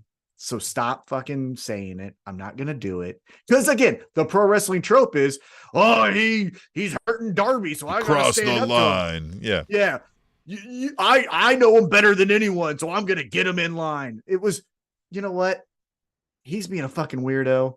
Let's be honest. He's been a weirdo a lot of the times. I did also like the aspect of he would never have accomplished anything if I didn't do it first. I went to the wrestling school. I like this. Like, hey, listen, I never thought about this, but like now that I'm looking back and now that I saw he said, like, hey man, I convinced you to stay. Like you would have been gone. Like you would have been, like you said, working an IT job, wondering what if you didn't ride my damn coattails all this way. Yeah. But then it transitioned into I'm not going to fight him. I don't want the team. I think the one thing he could have left out if he had to take two was I don't want the TNT championship. Yeah. You could have just said, I don't want to fight Christian Cage for the TNT championship. I don't want to wrestle him for the TNT championship. Like if I win that, it'll be a different time. I'll beat somebody else for that. Yeah, exactly. Yeah. That could have been a little tweak, but that's splitting hairs. I did like though, we all know what's going to happen. Nick Wayne and Luchasaurus are going to kick him to the curb. And you know what's going to happen? I'll be there to pick him up. And you're like, dude, you're such a great friend, you fucking douche. Yeah, first of all, like, okay, just once his inevitable demise comes, I'll be there to tell him I told you so. Like, but isn't that a great friend? Like, isn't that someone you want? You're like, oh man, I really need to pick me up. I can go to here's what happens then, right? They do what he's foretelling because he guided it to happen. And now he's there to pick him up and be like, you can join us, brother. Like a new Judgment Day almost, right? Like, we can show you the way. And Christian will be like, you fucking weirdo. I'm out of here, you fucking creep. And then, like, we still continue this. In fact, if that doesn't happen, I'm a little upset now. I'm going to be honest. Well, we'll see what happens. Yeah, I don't know what will happen, but it was a promo interview, whatever you want to call it, that was done in such a non-traditional way that I was interested throughout. Again, it didn't break the internet, or there wasn't a one-liner There's no that I'm line. saying. Yeah. Yeah, we're not going to name a podcast episode over it or anything like that, but it was fucking really good shit. It's good stuff. What kind of was good was next. We had Ryan Nemeth in the ring, and he tried to wrestle Wardlow. And I get it. I like what we're doing with Wardlow, where he doesn't necessarily pin anyone, but he beats him to a point where the ref has to fucking stop it. But that was one power bomb. It was one. You really shit on Ryan Nemeth there. Yeah. Well, he could have at least pinned him. Like, yeah, you know what I mean? What gets me here is then we get the interview, right? The like, all right, what are you fucking doing, Wardlow, right? Was it Tony? It was Tony? Yeah, it was Tony, right. Yeah, we've got the picture up here. So he's like, what's the deal? Why are you here? What's with the deal? Why are you upset? Why are you mad? And all he does is show that wrist that says MJF. And that bothers me because... Really? Here's why it bothers me. Because Wardlow doesn't need to be anywhere near MJF right now. He ain't fucking ready for that. Well, I don't think he is. Like, I think we may get a roadblock in that way, right? I think the way I think this is going to happen, and I have no, insight or anything like that. I think we're going to get maybe 3 or 4 more weeks of powerbomb, right? And then you're going to get a guy like maybe Don Callis, someone in that realm, maybe a Jay White, maybe a Christian Cage, someone like that, right? And they walk up and they're like, hey, man. Doesn't Wardlow have a dead father? Yes. Well, Christian Cage can be that father figure, right? So Christian Cage, now that you said that out loud, is probably the best pick. But in my head, I was honestly thinking of Don Callis. That's who I initially thought of. But I think there's going to be someone to be like, you know how to fast track your way to get to MJF? You join up with us and we'll go get that guy. And then he goes, I don't need you. And he goes, well, if you don't need us, then you're against us. And now we've got something to distract Wardlow while MJF is doing some other shit. Or at some point, do we get everything's coming to a head. The MJF, Adam Cole, the fucking Kingdom, all of that's coming to a head. And just when we think all the double turns and the crisscross and who's on what side, MJF heals everybody out because he had Wardlow ready to go to come in and start giving people some undercuts. And I'm here because of MJF was like, I'm here to help MJF, not I'm here after MJF. Yeah, he was the best time I had in my career was when I was his bodyguard. Yeah. So we're going back. Like, I told you why I was here. MJF, he told me to come back. Yeah. I do think though. Yeah, my gut still says that we're not going right after this pay-per-view to whatever the next pay-per-view is, and it's MJF Wardlow. I think there's something else. Right. But we also got Wardlow made sure on his way out to shoulder check everybody's favorite uncle down to the mat here with Tony Schiavone. And what's up with that? You don't hurt Tony, man. We're gonna have a discussion. Look here, Wardlow. If that is your real name. Well, here, put me on. Here, yeah, I got you on. Yeah. Okay. Yep. Look here, Wardlow. You're lucky, you son of a bitch, that wasn't the Tuesday show in Independence, because I would have jumped that guardrail and I would have hit you in your fat ass gut, because you don't fucking touch Tony Schiavone. You hear me? You don't fucking touch him. And for you to fucking shoulder check him when he's just asking a question, you ugly haircut motherfucker, I'll get you. Don't touch him again. I'll get you. All right, so the next... Stern words. And I mean it. Next up, we get Kenny Omega backstage. And he says in an interview, he goes, hey, I've been known for being great and all this stuff. So what I'm going to do is this. I'm going to beat Kyle Fletcher tonight. I'm going to take out this stupid-ass Don Callis family. And then who knows? Might be going for that world championship. The third person up until this point to mention that they're going to go after MJF's championship. So then if you say his name, he's going to dance and MJF walks up. And I don't know. Again, I don't have a good memory. I went through chemo, went through radiation. So my brain's kind of mushy right now. But I believe this may be the first time that we've seen MJF and Kenny Omega acknowledge each other on camera. You know what I mean? Dude, I did something what just here. happened there? Yeah, look at that. What the fuck is that? I don't know what that is, but it's showing up on our live stream. That's great. We're celebrating Kenny Omega. I thought you did that on purpose. I was like, what is that? Yeah. See, you got to watch the live stream, you podcast listeners. Oh, it got me. I'm good. I'm still doing it. Okay, I got to stop. Do this with your finger. See if you can do it. I wonder if it'll do it. Yeah, I don't think it's doing it. It's a you thing. It's weird. That's fun. They don't react that way when I use my fingers. What's different? What are you doing different than me? I need notes. Yeah, I tell you. So they're never that happy when I do my two fingers that way. That's weird. Well, dude, oddly enough, this isn't the first time I've seen balloons after I've done this, so it's crazy. Why don't you have balloons? So let's get back on track here. So MJF says, "Hey, it's nice to meet you, champion Kenny." Right? And they're doing the interview, and then he leans in. And he goes, 13 days, bitch. Which, if you don't know, is in 13 days, MJF will be the longest reigning AEW champion, and no longer will that title be held by Kenny Omega. Now, the interesting comment from this, I thought, wasn't the 13 days, bitch. It was Kenny Omega saying, we'll see about that. We'll see about that. We ain't got too many days. In 13 days? Yeah, I don't know.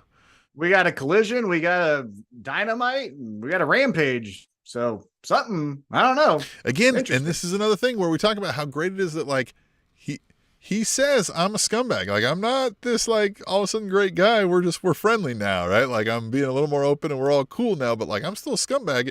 And this was a scumbag move. He comes up, he's like, you're the greatest. You respect. I respect you. Great. Handshake. Pull you in, bitch. Mm-hmm. Fucking taking your record. Well, because he's also a competitor, right? I won every title. Mm-hmm. I won every record. I won every title. So fuck you. I'm beating your record. So I kind of liked it. It made sense for, again, like you said, who he is. Yep. All right, Tim, now I got to get your feedback on this. We get a vignette, promo package, whatever you may call it. The Kingdom is with Roderick Strong and Adam Cole, and they convince him to make a peanut butter and jelly sandwich. We've gone too far. No, we have gone too far with this. We're running the gag too long with no substance. This has gone on too long. Yeah, it was a slight grin when the bald guy from the Kingdom was playing Headstrong but singing Neck Strong. Yeah, right. Okay, cute. But the peanut butter jelly thing did not do anything for me. And then what? Care. Like, and then what did we get out of this? Like, where he's just like, I gotta go, man. Like, I gotta go get surgery. Well, so he's like, I finally have to go get surgery. But then Roderick Strong says, I know what I have to do. I've got to be friends with this scumbag. So here's the interesting thing, I think, from this whole storyline is, I guess, and maybe I'm not reading something correctly, but like, I don't know when this is taking place, right? So the peanut butter jelly sandwich thing, is that happening on Wednesday, or did that happen? Lifetime, or was this several weeks ago? Yeah, right. Several weeks ago, because if it was several weeks ago and Roderick Strong says, I guess I got to be friends with this scumbag, well, then it makes sense that masked group of people who attack Jay White is them.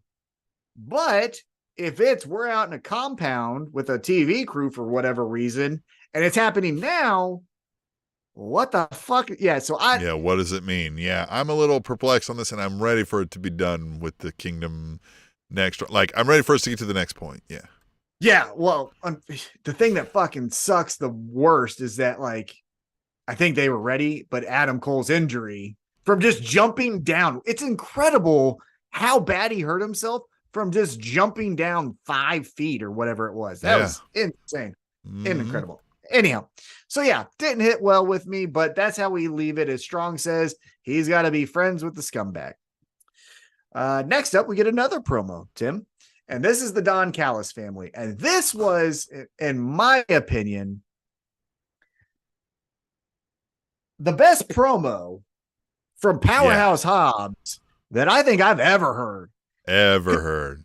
Don Callis gets into the whole thing of Jericho, you piece of shit. I'm still going to kick your ass. This is never done. I'm going to end you, you know? But then we hear from Powerhouse Hobbs and he says, yeah, fuck Jericho. Again, I'm paraphrasing. He goes, yeah, fuck Jericho. I went to a show. Said that. Yeah, but he's like, I went to a show and he told my grandma to sit down and for me to shut up. And I didn't forget that. And so I took his ass out in Independence. And so we get some like real reason of why he joined Don Callis. Don Callis fucking hates this guy. Powerhouse Hobbs has apparently always hated this guy. I hate that guy too. Yeah. So yeah, you know, let's team up and take this guy out. And the way Powerhouse Hobbs tells that is maybe Jericho. This is, you know, this also, he felt impassioned. It felt real. It was like, man, did this happen? Like, is this real? Did he really? Yeah, I loved it. Yeah, I loved it a lot. I thought it was great. Yeah. Now we get that very good impassioned promo from Hobbs. Then we transition into Don Callis saying, hey, we've been kicking ass. We're awesome, except for one fucking guy who fought on our behalf, and he sucked. And his name is Kyle Fletcher. And Kyle Fletcher walks out. And he's like, you, blah, blah, blah. I'm a bad guy with a stupid haircut. And then he loses to Kenny Omega. Right? I did think it was funny. Man, like, look, I know they're really into these Aussie Open guys. And Kyle Fletcher, they think's a star, and like maybe someday he's gonna be a big deal. But like, yeah, they keep, I don't know, they're rolling this guy out a bunch, and I'm like, look, I know his guy, you know, his partner's hurt, but like, maybe let's just give this guy a break, let him go take some time off. I don't know. I wouldn't hate that. Again, I don't hate Kyle Fletcher. I think he's fine. Yeah, but I'm not tuning in for Kyle Fletcher matches, especially because, and this isn't necessarily his fault, but the way he's being booked is, well, I saw him lose to Jericho. I've seen him last night lose to Omega. I saw him lose the tag titles to Adam Cole and MJF, who were wrestling against each other later in that night. So it's this feels like when they're like, oh, Top Flight number 2 went down. It's time to push Top Flight number 1 as a singles guy. Like, you guys don't love him? No? Fuck, I wonder why. Like, this is what this feels like. Yeah. Now, the thing that's interesting that he mentioned in the promo before he wrestled Kenny Omega was, hey, I got a phone call from Will Ospreay begging me to take this spot for you.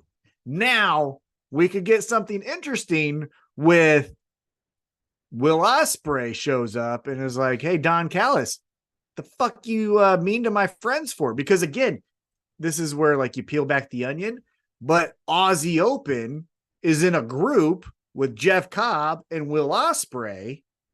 Will Ospreay shows up and says, I'm out of the Don Callis family. Now we've got a civil war, if you want to call it, but we got Don Callis family versus United Empire. That could be something. Yeah. We'll see. Yeah, to me, it just felt weird. It was like, hey, we're mixing two things here, right? Like the Don Callis family, which I know has multiple things going on, but like we had the Jericho focus, we had the Hobbs talking about that, and now we got Kyle Fletcher here talking about Kenny Omega. And it was like, this is, you know, we got two things to focus on here. Yeah, I mean, I'm always a big fan of just chaos, right? I'm into this. I'm fighting this guy and you suck and all this stuff. Like I am a fan of that, a little bit of the ADD pro wrestling. Because again, this is a better backstage segment, I feel like. I agree. If he then walks out, Kyle Fletcher then walks out and then Kenny Omega walks out, it feels a little cleaner, right? But then, yeah, he stays there. But then Takeshita and Powerhouse Hobbs just walk out too, even though it's like, all right, we'll get you, bitch, or what? You know? Yeah, like I don't. Okay, yeah. So yeah, we get this match: Kyle Fletcher, Kenny Omega. The thing that I love the most about it is the match was fine, and there were some fun spots with the V trigger and stuff like that. But after Kyle Fletcher loses, Don Callis says, "Quit the business, kid." Like he's like, "Fuck that guy." Yeah, it's so mean. Yeah, he was like, he sucks. Go be a. I forget what he said. Yeah, he's like, go get a real job or something. Yeah, but he says, quit the business, kid. And I was like, good God. Anyhow, so yeah, after that, we get a quick promo package that Danhausen is coming back. Very, very nice. Very, very evil. Love it. I've been seeing these pop up, and it warms my heart. Yep. So warms my cold dead heart. We get Danhausen coming back, friend of the show. Shit. Anyhow, I'll pick that up later. And then we move right into another squash match, and we get the return of the Murder Hawk monster, Lance Archer. And I don't know about you. I'll get your feedback here. But I think my favorite thing about Lance Archer is how he beats up these jobbers. It's because it's not like Wardlow where he walks out, he does it. I wrote this down. What's his name? The Justin dapper Roberts. yapper guy. Yeah. Uh-huh. Justin Roberts says he introduces him. I wrote this down as kicking his opponent Barrett Brown to the ring. His opponent to the ring. Yeah. Not kicking his opponent to the ring. Almost like he's like Jesus, like he's annoyed that he has to announce for this guy. Like he won't just be professional. Yeah. And so, yeah, we get a squash match. Now, credit to Barrett Brown. He got more offense than Nemeth did earlier. One thing going back to that match, though, that I was kind of hoping is I was hoping Wardlow was really going to fuck up Ryan Nemeth. And then the next week he fucks him up again, right? Nemeth is like, I want more shot. And he's like, fine, does it again. And then he goes, I got one more shot, but it's not with me. And then that's when Dolph Ziggler comes out and it's like, oh shit. Whoa! And that's again. Yeah. But that's again where we can then, okay, well, Wardlow is still MJF, but now he's got to wrestle this fucking guy at a pay-per-view, right? Like, so that could be the distraction. Twist him in a pretzel, put his foot up his butthole. Yeah. So anyhow, going back to Lance Archer, Barrett Brown, Lance Archer wins. I think it was less than 2 minutes or something like that. Yeah. Murder Hawk. Lance Archer, everybody dies. Yeah. Well, he still has the coolest moment, I think, in all squash. You asked match last history. week, you were like, where the fuck's this guy been? I think it was just last week. And we were like, yeah, well, I there love he him. is. I think he's great. I think he's super. You want to talk about a Harley Davidson coming to life? It's fucking Lance Archer. Like, he is the embodiment of 2023 Harley Davidson. Lance driving. Archer is the human embodiment of the dragon head necklace that's clutching like a crystal in its mouth.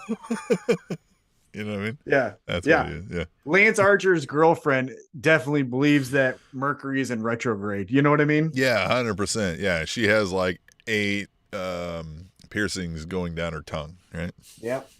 Yep. 100%. 100%. But I was going to say, he has the coolest moment, though, in all squash matches is during the pandemic. If you recall, when he was in the locker room and he threw that motherfucker up through the ceiling. Remember that when he like took out one of the ceilings? Like, boom. And then he dragged his ass. He's like, you ain't going anywhere. Like, he purposely was trying to do that, too. Like, he had an upward thrust throwing that guy. Yeah. That's one of my favorite moments in AEW history. Loved it. All right. And then we get a quick thing that on Friday, we get the music video for Big Pressure, the remix, Prince Nana and Jesus Christ, what's it? Swerve Strickland. What I was going to say, though, is this was kind of a filler. Hey, watch Rampage for the video. But the comment at the end that Swerve Strickland says is, hey, Hangman, sometimes you're not the only one that has to pay for your sins. Yeah. Yeah. He said, the yeah, fuck forget his could that exact be? words. Something like that, right? Like, yeah, you're not the only one who pays for your actions or something like that. Yeah. Like, So, brother, who is you it the going Young after? Bucks? Who? Yeah, because we haven't been introduced to anybody personal to Hangman that isn't a wrestler that we won't feel necessarily that level of sympathy for, right? Like, if you take out the Young Bucks, we'll be like, all right, that's kind of cool. You know what I mean? And then who else, right? Is he gonna fuck with a horse? Is he gonna fucking? Oh, if he shot a horse, obviously not real. But if he shot a horse, that would be fucking cool. Yeah, what else? I can't believe Swerve Strickland shot a horse on my fucking TV. I mean, maybe Dark Order, right?Maybe he's like, I know you still have feelings for this group, so I'm gonna take out John Silver and Alex Reynolds or something.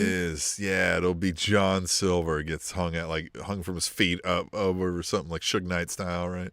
Yeah, possibly. I don't know. Yeah, I'm very interested to know what happens there. John Silver's gonna get vanilla iced over a balcony. Could. Definitely could.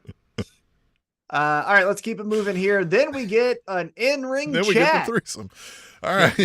We get the in-ring chat with the Icon, Sting. Oh, man. Okay. Yeah.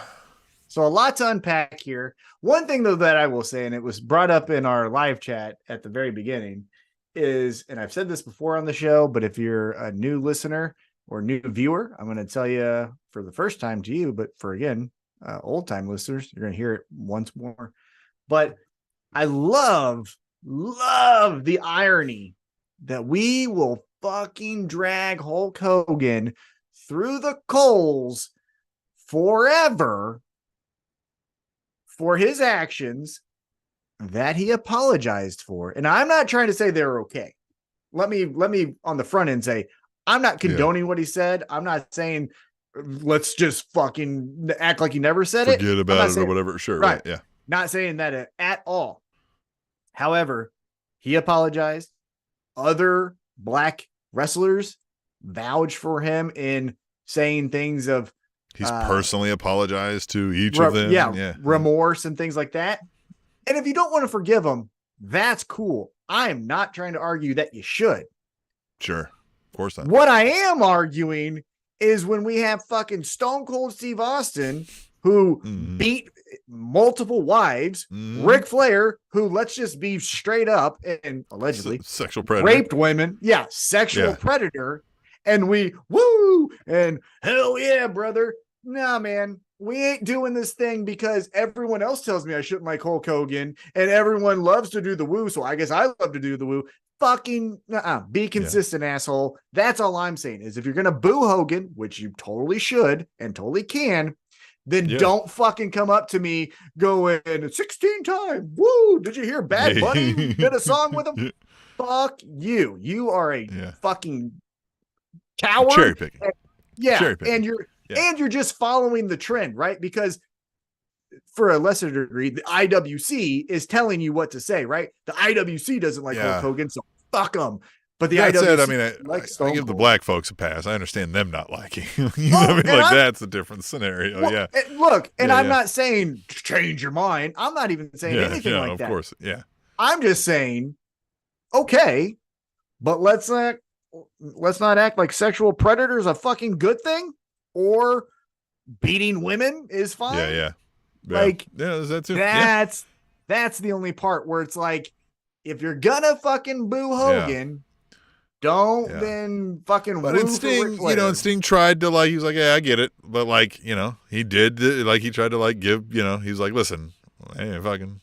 Yeah, he learned something. You're not wrong, but personally for me, this is how he helped me. And I'm not going to act like it didn't happen. Again, Lex Luger, and I'm not trying to bring up skeletons in everyone's fucking closet, but Lex Luger was sitting right next to Miss Elizabeth when she OD'd and died in his home.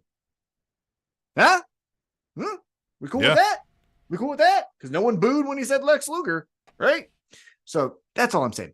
The other thing I was going to say, though, is this crowd, for as good as they were throughout the matches and the promo segments and stuff like that, I felt was riding Sting's ass the entire time. So, case in point, the booing of Hulk Hogan.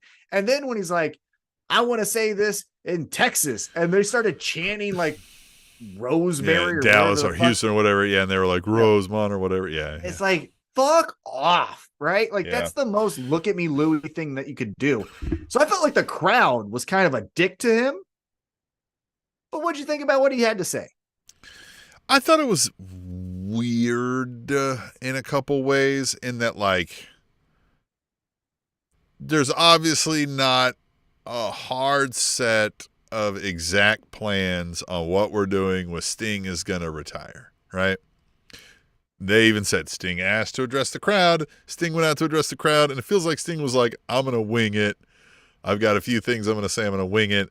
And he didn't really wing it so well, right? Nobody's ever said Sting is the greatest thinking on his feet wordsmith, right? Like, he's not necessarily that guy. He's very heartfelt. He's very passionate, and he cares and all of that. And that's kind of what we got there, right? And I like that. Like, we didn't just force something where somebody's like, your career on the line. Because it's things like, no, I'm making this choice. I'm going to retire. And it's not like today, my match, like, I'm going to say it's here. So we're going to have a little bit of a, Sting's last run or whatever. And I get that. But, it just felt a little bit of like a, I don't know what I'm supposed to say here now. And then the final line of like, I get what he's saying. Like the last time I said this was the one thing for sure, best thing is nothing's for certain or nothing's for sure. But like, so this time I'm saying the last thing, it is like nothing's for sure, but like this is for sure. It was like, it was a pretty anticlimactic thing to say. Right. And that's why the crowd was kind of like, boo. Right, like we don't want that, right? Like we don't like that, right? Like, like we want to support you, but we don't like that. So it was weird, right? And I felt like he kind of, even if you watch it, like after he says it, he's kind of like, well, that didn't really go. That's not how I intended that to sound, right? Like, so it felt weird. Luckily, that's not the moment. I feel like that's going to live in history when we think about Sting's retirement. So I'm going to give it a pass. But it felt kind of like, well, okay, Sting, we'll see you there, right? Like, thanks for letting us know, I guess. Yeah. Well, and it's also another thing that's hard to get up for because it's a year from now. And yeah. And like when you did The Rock and John Cena, who said, let's main event WrestleMania next year, there was a handshake and an eye, like there was a something, but like, who's he going to we don't know any of the details. And to even that, it's like, okay, by last match will be at Revolution 2024. Okay, you keep going around jumping off of some of these balconies, you might not make it there, and therefore we didn't get the last match. So maybe let's not plan it out so far in advance. Yeah. Well, I mean, case in point, Adam Cole. Adam Cole just, again, like I said, jumped 5 feet from the entrance to the floor and shattered his fucking ankle, and he's in good shape. You could be getting out of bed in the hotel and roll your ankle tonight and never wrestle again. Yeah. So I think there was a little bit. Pop that Achilles, fucking playing pickup ball, and you're done. Yeah, there was a little bit of that. So let me grab the pencil. Mm-hmm. The way I would have done this is a little bit different. This is where I would have made it more shocking and more like, what the fuck just happened? So let's jump a little bit ahead and then I'll tell you my 2 cents. So after he does this segment, we get Tony Storm's latest silent film, which was way better than the first two because this had the title cards, RJ City as Mr. Executive Man. I love this one. Did you catch No, I loved it. But did you catch the R-rated joke that they slid in there as well, where he was like, "We're gonna roll out the red carpet for you. We're gonna get you this. We're gonna get you that. We're gonna get you a nice pearl necklace." And she was like, "How fucking dare you?" Oh yeah. And he was like, "I meant the like the jewelry." And she was like, "Oh." Yeah. Oh, sorry. Yeah. And I was like, whoa, guys, like you're leaning into woof. Like, good thing you did that in the picture-in-picture on a silent video on commercial break. But I was like, yeah, whoa. Okay, guys. Yeah. Loved it. Well, and again, I'll get back to my Sting 2 cents with the next segment that happens here in a little bit. But with this picture-in-picture, then he says, we're going to get you a butler. Dude, the butler has to be RJ City. It has to be RJ City. Yes. It can't be anyone else. Like, I don't want it to be Ruby Soho or Sky Blue or, you know what I mean? It's not Belvedere from NWL, but I mean, that would be the number 2. Solid number 2. Well, yeah. Look, but he's busy. We see him winning championships and stuff. Right. Mr. Belvedere, he's busy. But RJ City has to be the fucking butler. Like, he's going to be the butler. It's going to be so amazing. I hope so. I really do. This is going to be some of the best comedy we've had in years coming from these two, if that's where we're going. They're so good together. I just think that anyhow. So let's get to the next thing that we see that actually has some audio. We get a sit-down interview with Nick Wayne and his mom. And this was really good from his mom, which, did they give her a name? I didn't catch it. No, I don't know, but this is one of my favorite segments on AEW Dynamite in years even. This whole thing was great. And yeah, hey, any reason we can get Nick Wayne's mom on TV more, I'm all for it. I'll just go ahead and say that now in as creepy way as I can. Like, I'm all for that as well. Like, more of that. But she nailed it too. Like, she wasn't like, again, it's pro wrestling. The bar for good acting is low, but like, she was hitting this. This was good stuff, man. I loved this segment a lot. And she carried it because Nick Wayne didn't have to do necessarily a lot, right? Right. But some of the moments that I liked is before Christian Cage was I did like how, and I didn't write this part down, where he says something about like, shut up, mom, or something like that. And JR is like, hey, that's your mom. Like JR even was like, the hell we listen doing to your here, kid. guys? Yeah, right. You know? So Yeah. JR getting upset, I think added to a mom and son talking to each other. Yeah, he was like, Jesus, man, that's your mom, dog. Like he basically was like, bro. Yeah. Fucking and he says a lot of the same, things that we heard previous weeks where he's like, Christian Cage is a better dad than our dad was, which it's her husband, not dad, but I get it anyhow. Yeah. And then it ends with Christian Cage walking up. He's like, ready to come home, son? And he's like, yeah. Hand on the shoulder looming over him, like the camera work here is done. Yeah, and then she's like, no, don't do this or whatever, right? Reaches up and slaps him, and then he's like, what are you doing? Like, you can't abuse him like that. Well, yes, but my favorite line from Christian was, so before the slap, right? So Christian's like, you ready to come home, son? And he's like, yeah. And so he gets up and she starts to say, like, what is going on? Like, what is happening? And he just says, should answer the phone. Yeah. Just like, God damn. Yeah. That's what I was saying. I giggled at this episode. I was like, fucking Christian Cage is just, he is the worst thing to say at the worst fucking time in the worst place all the time. He's so good. Yeah. Now, besides, and credit to Christian Cage for this as a compliment that I'll try to give him here, is outside of the go fuck yourself, which is awesome. Awesome. Yeah. Do not change that ever. But he has been saying the worst things at the exact worst time. That's just saying you should have answered your phone. Yeah. By face value, you're like, what's wrong? But like, and you're like, motherfucker, that like, cuts what a deep. Dick. Yeah. That cuts deep. That's worse than saying you're a bitch, right? Like, and that's what I mean. And credit to Nick Wayne's mom, because she's like the horrors that it's like she sells it perfectly. And of course, it's been around pro wrestling long enough to get the deal. But then the last thing that I liked, and again, this episode did a lot of great things with going against pro wrestling tropes. And case in point here is when she smacks him, she instantly regrets it. She's like, fuck, I shouldn't have but like pro wrestling would always tell you, you're an ungrateful son, pop. And then just stand there like, hands on shoulders. And I'm stood up for myself. Yeah. But she's like smacking and like, fuck, which is, look, I grew up in certain areas of independence where, the kids hitting parents and parents hitting kids kind of happen just in front of you. Normal flora. Right. Yeah. And I've seen mothers hit their kid and have that reaction where like, fuck, I shouldn't have done that. But you don't understand. I always beat Becky's ass, right? Like, you know what I'm saying?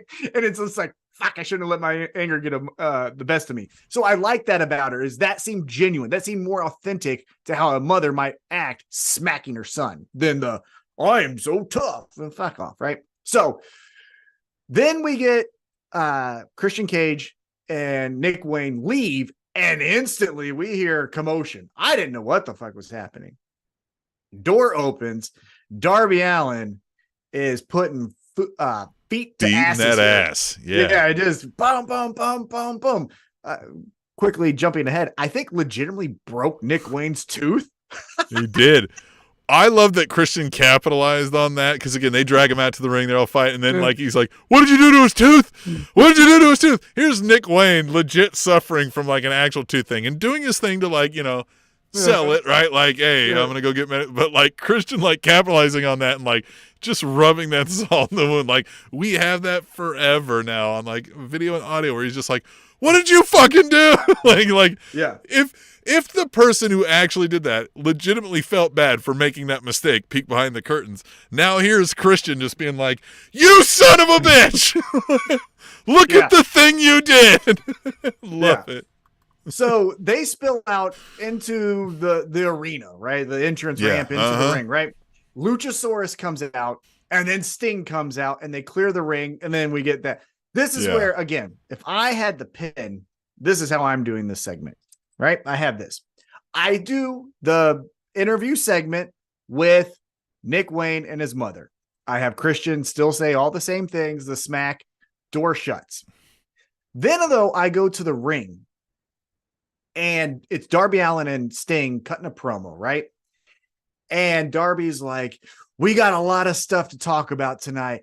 That was unacceptable what Nick Wayne just did to his mother. His mother is a good person and all that. And then you just have Sting grab the microphone from Darby. He's like, yeah, we have something to talk about. I got something on my mind. And then not with the rambling of thanks to Flair, thanks to Hogan, all that stuff, just straight gets to the point of, hey, we've been running these roads for 3 years now. I ain't got much left in me. Next year, when my and I don't even have him say this, when my contract's done, I'm done. And Darby Allin goes like, what the fuck? Like, what? Why'd you say that now? Yeah, like, what the fuck? And before he could be like, what, Sting? Then Christian, Nick Wayne, and Luchasaurus come out. We can then get the same finish, maybe not a broken tooth, but we get the same finish of they clear out the ring, and then we get whatever's happening next week. But then I think that's a little bit clearer where then Sting is like, because what you could, the picture you could paint that I think is more compelling as from a storyline perspective is Sting is kind of like, this motherfucking Darby is like always in it, right? Like he's either wrestling Luchasaurus, or he's fighting, like, yeah, I'm 65. Like, dude, you ever leave any of your problems in the past, dog? Like a grudge forever, man? Like, you can't do this for another 60 years. Where the fuck is that AR Fox motherfucker? I'm trying to make a lifeline enemy out of fucking Christian Cage and Luchasaurus, man. Like, I'm fucking done with it. Yeah. And obviously not like say those words, but have him like with that attitude of like, hey, man, this is fucking, you know, I've been doing this. Yeah, I'm tired of this, you know? And then we can get to whatever happens, but I think that's a cleaner way of doing it than Texas is Texas. You know, okay, whatever. Right? Well, listen, hey, whatever we got to do to get more Nick Wayne's mom, let's do it. I'm down. Yes, 100%. All right, so then after this, we get the segment we mentioned before with Chris Statlander saying Willow Nightingale at Battle of the Belts gets a title shot. Which is where Chris Statlander will lose her TNT title. I mean, Willow Nightingale as your TNT champ is, there's a million worse things you could do than have her as your champ. She is a godsend. Love her. But Orange Cassidy then also says, hey, I didn't realize like what this title meant to me until I lost it. And now I do realize what it means to me, and I love it. And again, I'm paraphrasing. My favorite part of this segment was he's like he's like, all right. He's like, there was this saying, and trying to think of it. And Chuck Taylor in the back doesn't hear any clues while he's eating. He's like, oh, it's, you don't know what you have until it's gone. And he was like, right. Yeah. I love it. Well, my favorite part, again, if you just look at it and then understand what you're looking at, is Trent eating a fucking orange while Orange Cassidy cuts a fucking promo. Yeah. I think it was just hilarious. It was just funny. Yeah. And then Hook's there, which I tell you what, you know, we talked about FTR losing steam. Now he's grabbing chips again. He's adding some more things to himself, but we don't need a tag team. But it's just like he wins the FTW championship from Jack Perry. And even a little bit before that, it's tag with Jack Perry, tag with RVD, tag with I know he's team green, with Danhausen, team with Danhausen. Yeah. I understand he's green, and you know, and I think the Danhausen thing at least served a purpose of like, he's not a mean guy. He's a good guy. Right. But like, I think he can stand on his own and not have to just be. Yeah. We could get a Hook storyline now. Yep. Yeah. We don't always just have the next person stands next to Hook is, you know, whoever, Darby Allin, right? Like, yeah. And there is some, like, I get it. Like, guys like Orange Cassidy and Hook would probably be cool with each other. They hang out. They're both chill, right? That makes sense. Right. So I don't hate it, right? Like, it's not bizarre. Right. It's just the back to back to back. It's like, yeah. It's what are you this is all Hook is now. Yeah. Yeah. And even before that, when we got introduced, he was in Team Taz. You know what I'm saying? So it's just like, go out on your own, kid. You'll figure it out because you're cool. So yeah, we'll see what happens there. And then we get to the main event. We talked about it. The Dynamite Dozen Battle Royal. The thing that I will say about this though is Juice Robinson wins, and Yeah. we This was get action filled. well, yeah, the end of it, right? We get Jay White attacks MJF. MJF then gets his title back, but then there's a low blow. The story of the Matt distracts Max Caster, which then allows Juice Robinson to win the Battle Royal. Yeah. The other story, though, is like what you were saying, is the Daniel Garcia and Matt Menard, right? And going somewhere with that. Going somewhere with that. Here's though what I noticed, Tim, and I'm going to read you some names here, okay? Dustin Rhodes, Johnny TV, Yep. Jake Hager, Matt Seidel, Jeff Hardy, Matt Hardy. How old is this fucking roster? Like, yeah, and I thought the Dynamite Diamond Ring, like that, was always sold to us as like one of those, like, almost the brass ring thing that they did. Right, yeah. Yeah, the next guy up is this. And it's like, these old crusty bastards, I know none of them are going to win. And like, yeah, Jake Hager ain't coming down to challenge for this. Like, just, yeah, Matt Seidel isn't going to fucking win anything. So look, on one hand, here's what I'm going to say is there wasn't a lot of story to the end. Is, next week we get Juice Robinson versus MJF, right? And the thing that I kind of checked out on is when I noticed everyone around the ring, I was like, these old fucks, I'm not really that interested in it. And I kind of knew Juice Robinson was going to win. So I was like, what other stories? And to your credit, the Daniel Garcia, Matt was cool. Yeah. But here's the double-edged sword for AEW, in my opinion.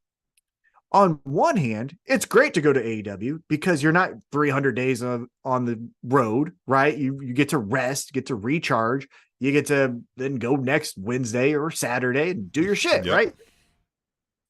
On the other hand, you got a lot of people like before, Jade Cargill, Hook, even I know he's more advanced than those two, but Daniel Garcia, right? These emerging stars, and they need reps with veterans like Seidel, Johnny TV, and all of that.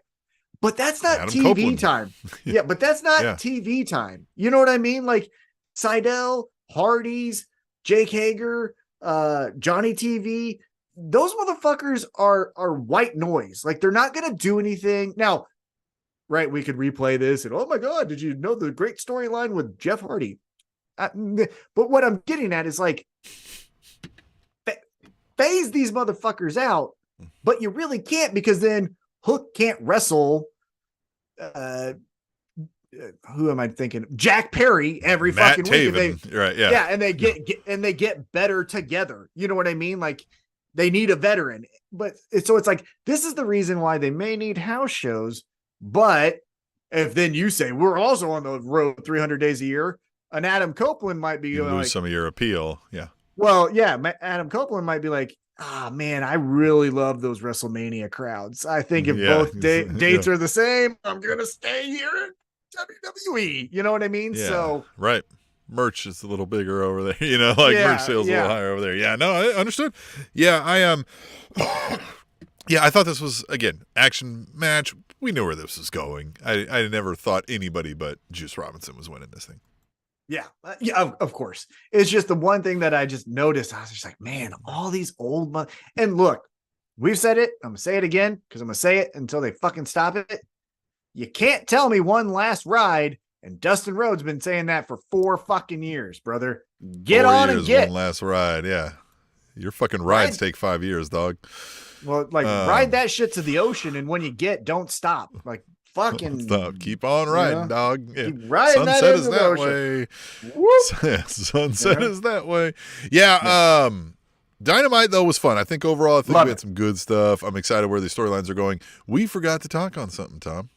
We said earlier that we love fan interaction and we love when fans contact us and talk to us through this show. Yes. And we told of many ways to do this. And another way that we forgot to tell you about is you can hop on the Spanish Announce voice machine, the answering machine, if you will. And you can send us an MP3. You can send us an MP4 if you want to tableshow@gmail.com. I'm not guaranteeing you I'm playing everything you send me.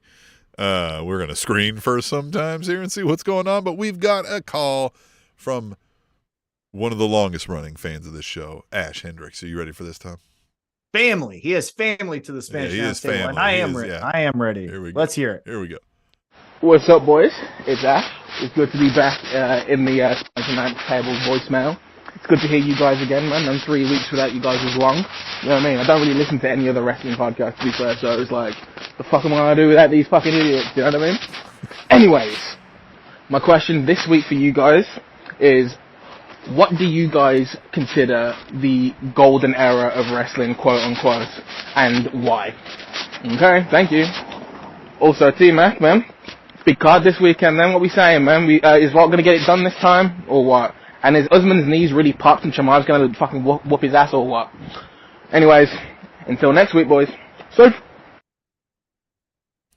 The golden era of wrestling. If you're asking me, I mean, well, hold on. Let me answer Oh yeah. Let me do the MMA stuff just to knock it out, right? Mm-hmm. So the last question first. Usman's knees, I do think, are fucked. He is older. He's also the 170 champion, going up to 185. I will also say that what's his ass, Kamzat, has been fighting 170 pounders and acting like he's the shit at 185. That's a 15-pound difference. So I would expect Kamzat to win, but Usman's the shit. Like, he can win. I'm not saying he can't, but he's old and his knee did pop during that open workout, I think. So that stuck for him. As far as the rematch for Islam and Volkamania, Alexander Volkanovski. Volkanovski is 35 and he just got off the couch and he lost the first fight, and that was when he prepared for him. So if you get good money, bet Volkamania, bet Volkanovski. But if you're just doing money line, who's going to win, who's going to lose, Islam is going to win. But who knows? MMA is so crazy. One punch, you never know, right?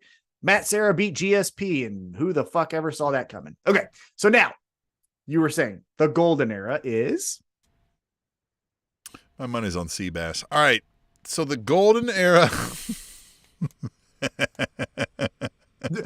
Just to let you know what kind of comment that was, that's as if you're saying, oh man, that body slam sure looked like it hurt, didn't it? These guys really don't like each other. Okay, so just pump the brakes there, Tony Stewart. Pump the brakes. So the question to us is, what do we consider the golden era of wrestling? Now, I think there's, the two major eras that come to mind of like mainstream appeal, everybody knew who wrestling was, is what we always refer to as the golden era. Your Hogan, Piper, Rock and Wrestling, Mr. T, all that. And then the Attitude Era. Mm-hmm. If I'm picking between those two, I hedge towards the Attitude Era just because I feel like it was more of a pop culture in your face at that time. In the 80s, everybody knew who it was, but you didn't see everybody walk around with like wrestling shirts and things. And people talked about the wrestlers, and they went to the wrestlers, and they were on the TV shows and stuff. But like in the Attitude Era, you could go to the mall and 1 out of every 4 people might be wearing a wrestling shirt, right? Like it was so there. But the caveat, I think, of that conversation is I think we might be living in it. TV ratings might be down, but like all of your social media ratings, their sales merch, their crowds, the numbers, industry-wide. NWA is getting a TV deal now. Impact is on wrestling. We have ROH coming out of the woodworks trying to get a TV deal. I think we might be in the golden era when it's all said and done of wrestling from a like global perspective. But for me, the Attitude Era could be beat of like just anybody and everybody was kind of a wrestling fan. Yes. I'm going to answer this two ways. I'm going to answer it objectively and say, kind of like what you're saying here. And then I'm going to answer it subjectively for me when I am wanting my thing, right? Objectively, I am going to say it's the Attitude Era. Because to your point, you had Celebrity Deathmatch with their highest rating of a claymation fight between Vince McMahon and Stone Cold Steve Austin. You know what I mean? Mm-hmm. They did halftime heat on MTV where Mankind beat The Rock for the World Championship during the Super Bowl, and everyone watched it. Like people, fuck the halftime show. We're going to watch The Rock and Mankind. You know what I mean? Mm-hmm. So, and again, to your point, walking around colleges, high schools, middle schools, and even some elementaries. It was a DX shirt, a Goldberg shirt, an NWO shirt. The Rock. Yeah, The Rock, whatever, right? Like, yeah, it was everywhere. And their ratings, if I recall, commercials, they were all over media. They had a Super Bowl commercial, which you know how expensive those motherfuckers are, right?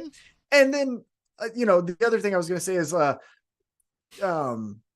like pop culture wise, they were in other, like they're presenting awards. Like you don't see that anymore, right? You know what I'm saying? Now, to your point, this could be it because of all the points you said. And also one other thing I would add is entertainment is so fragmented that ratings are down. Yeah, because in 98, I had 12 options. Today, I've got 600. I could go down, like taking this to music, I could go down a music rabbit hole and never even know what the number one song in America is. Right? Yeah, exactly. Just be like, oh my God, did you hear the new shit from Odessa or whatever? And you're like, you heard of.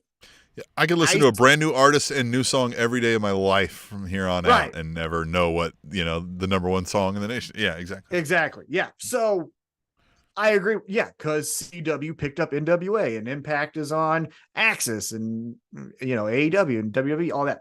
Now, subjectively for me, ruthless aggression. Ruthless aggression is it. And this is why. Obviously, we can talk about the invasion angle fucking sucking. And to a larger point, it did. However, I lumped that in with the ruthless aggression era, right? That was kind of like the start of it, the end of Attitude Era, kind of that middle part. Yep. But subjectively, why I think it was the golden era is you had a Monday Night Raw where it was the NWO of Kevin Nash, Scott Hall, and Hulk Hogan versus Stone Cold Steve Austin and The Rock. The only way you could do that before that was these fuckers, right? Like you could only do it then. Couldn't even do it in video games back then. Like the creative wrestlers things weren't really up to snuff then, and it just wasn't. Yeah, exactly. Yeah. And so you had the NWO versus Stone Cold and The Rock. Then you would have emerging stars like Brock Lesnar, who is Brock Lesnar now, but he was going up against Undertaker. And then you Kurt still Angle, had, and then you still had Kurt Angle going up against Rey Mysterio, which was a WCW guy. And then a little bit later, you had Kurt Angle and Shawn Michaels, because then Shawn Michaels came back and he gave you all this fun shit where you're like, I never thought that would happen.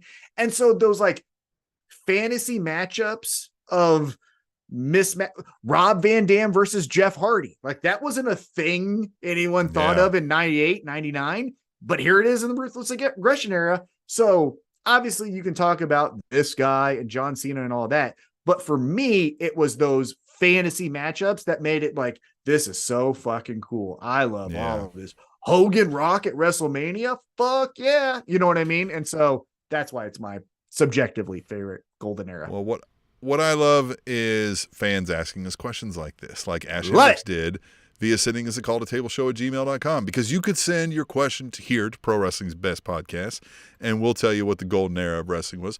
Or you could listen to Cornette and hear that the golden era of wrestling was Smoky Mountain Wrestling in 82. Your choice. Or you could listen to fucking Dave Meltzer tell you about an unverified bullshit report, and then when it comes out that it's wrong, he tells you things change when it actually never fucking did. Yeah. Anyhow, so again, your choice, but we'll leave you, to finish this episode and come back next week, because then we get the threesome. The Spanish announce table.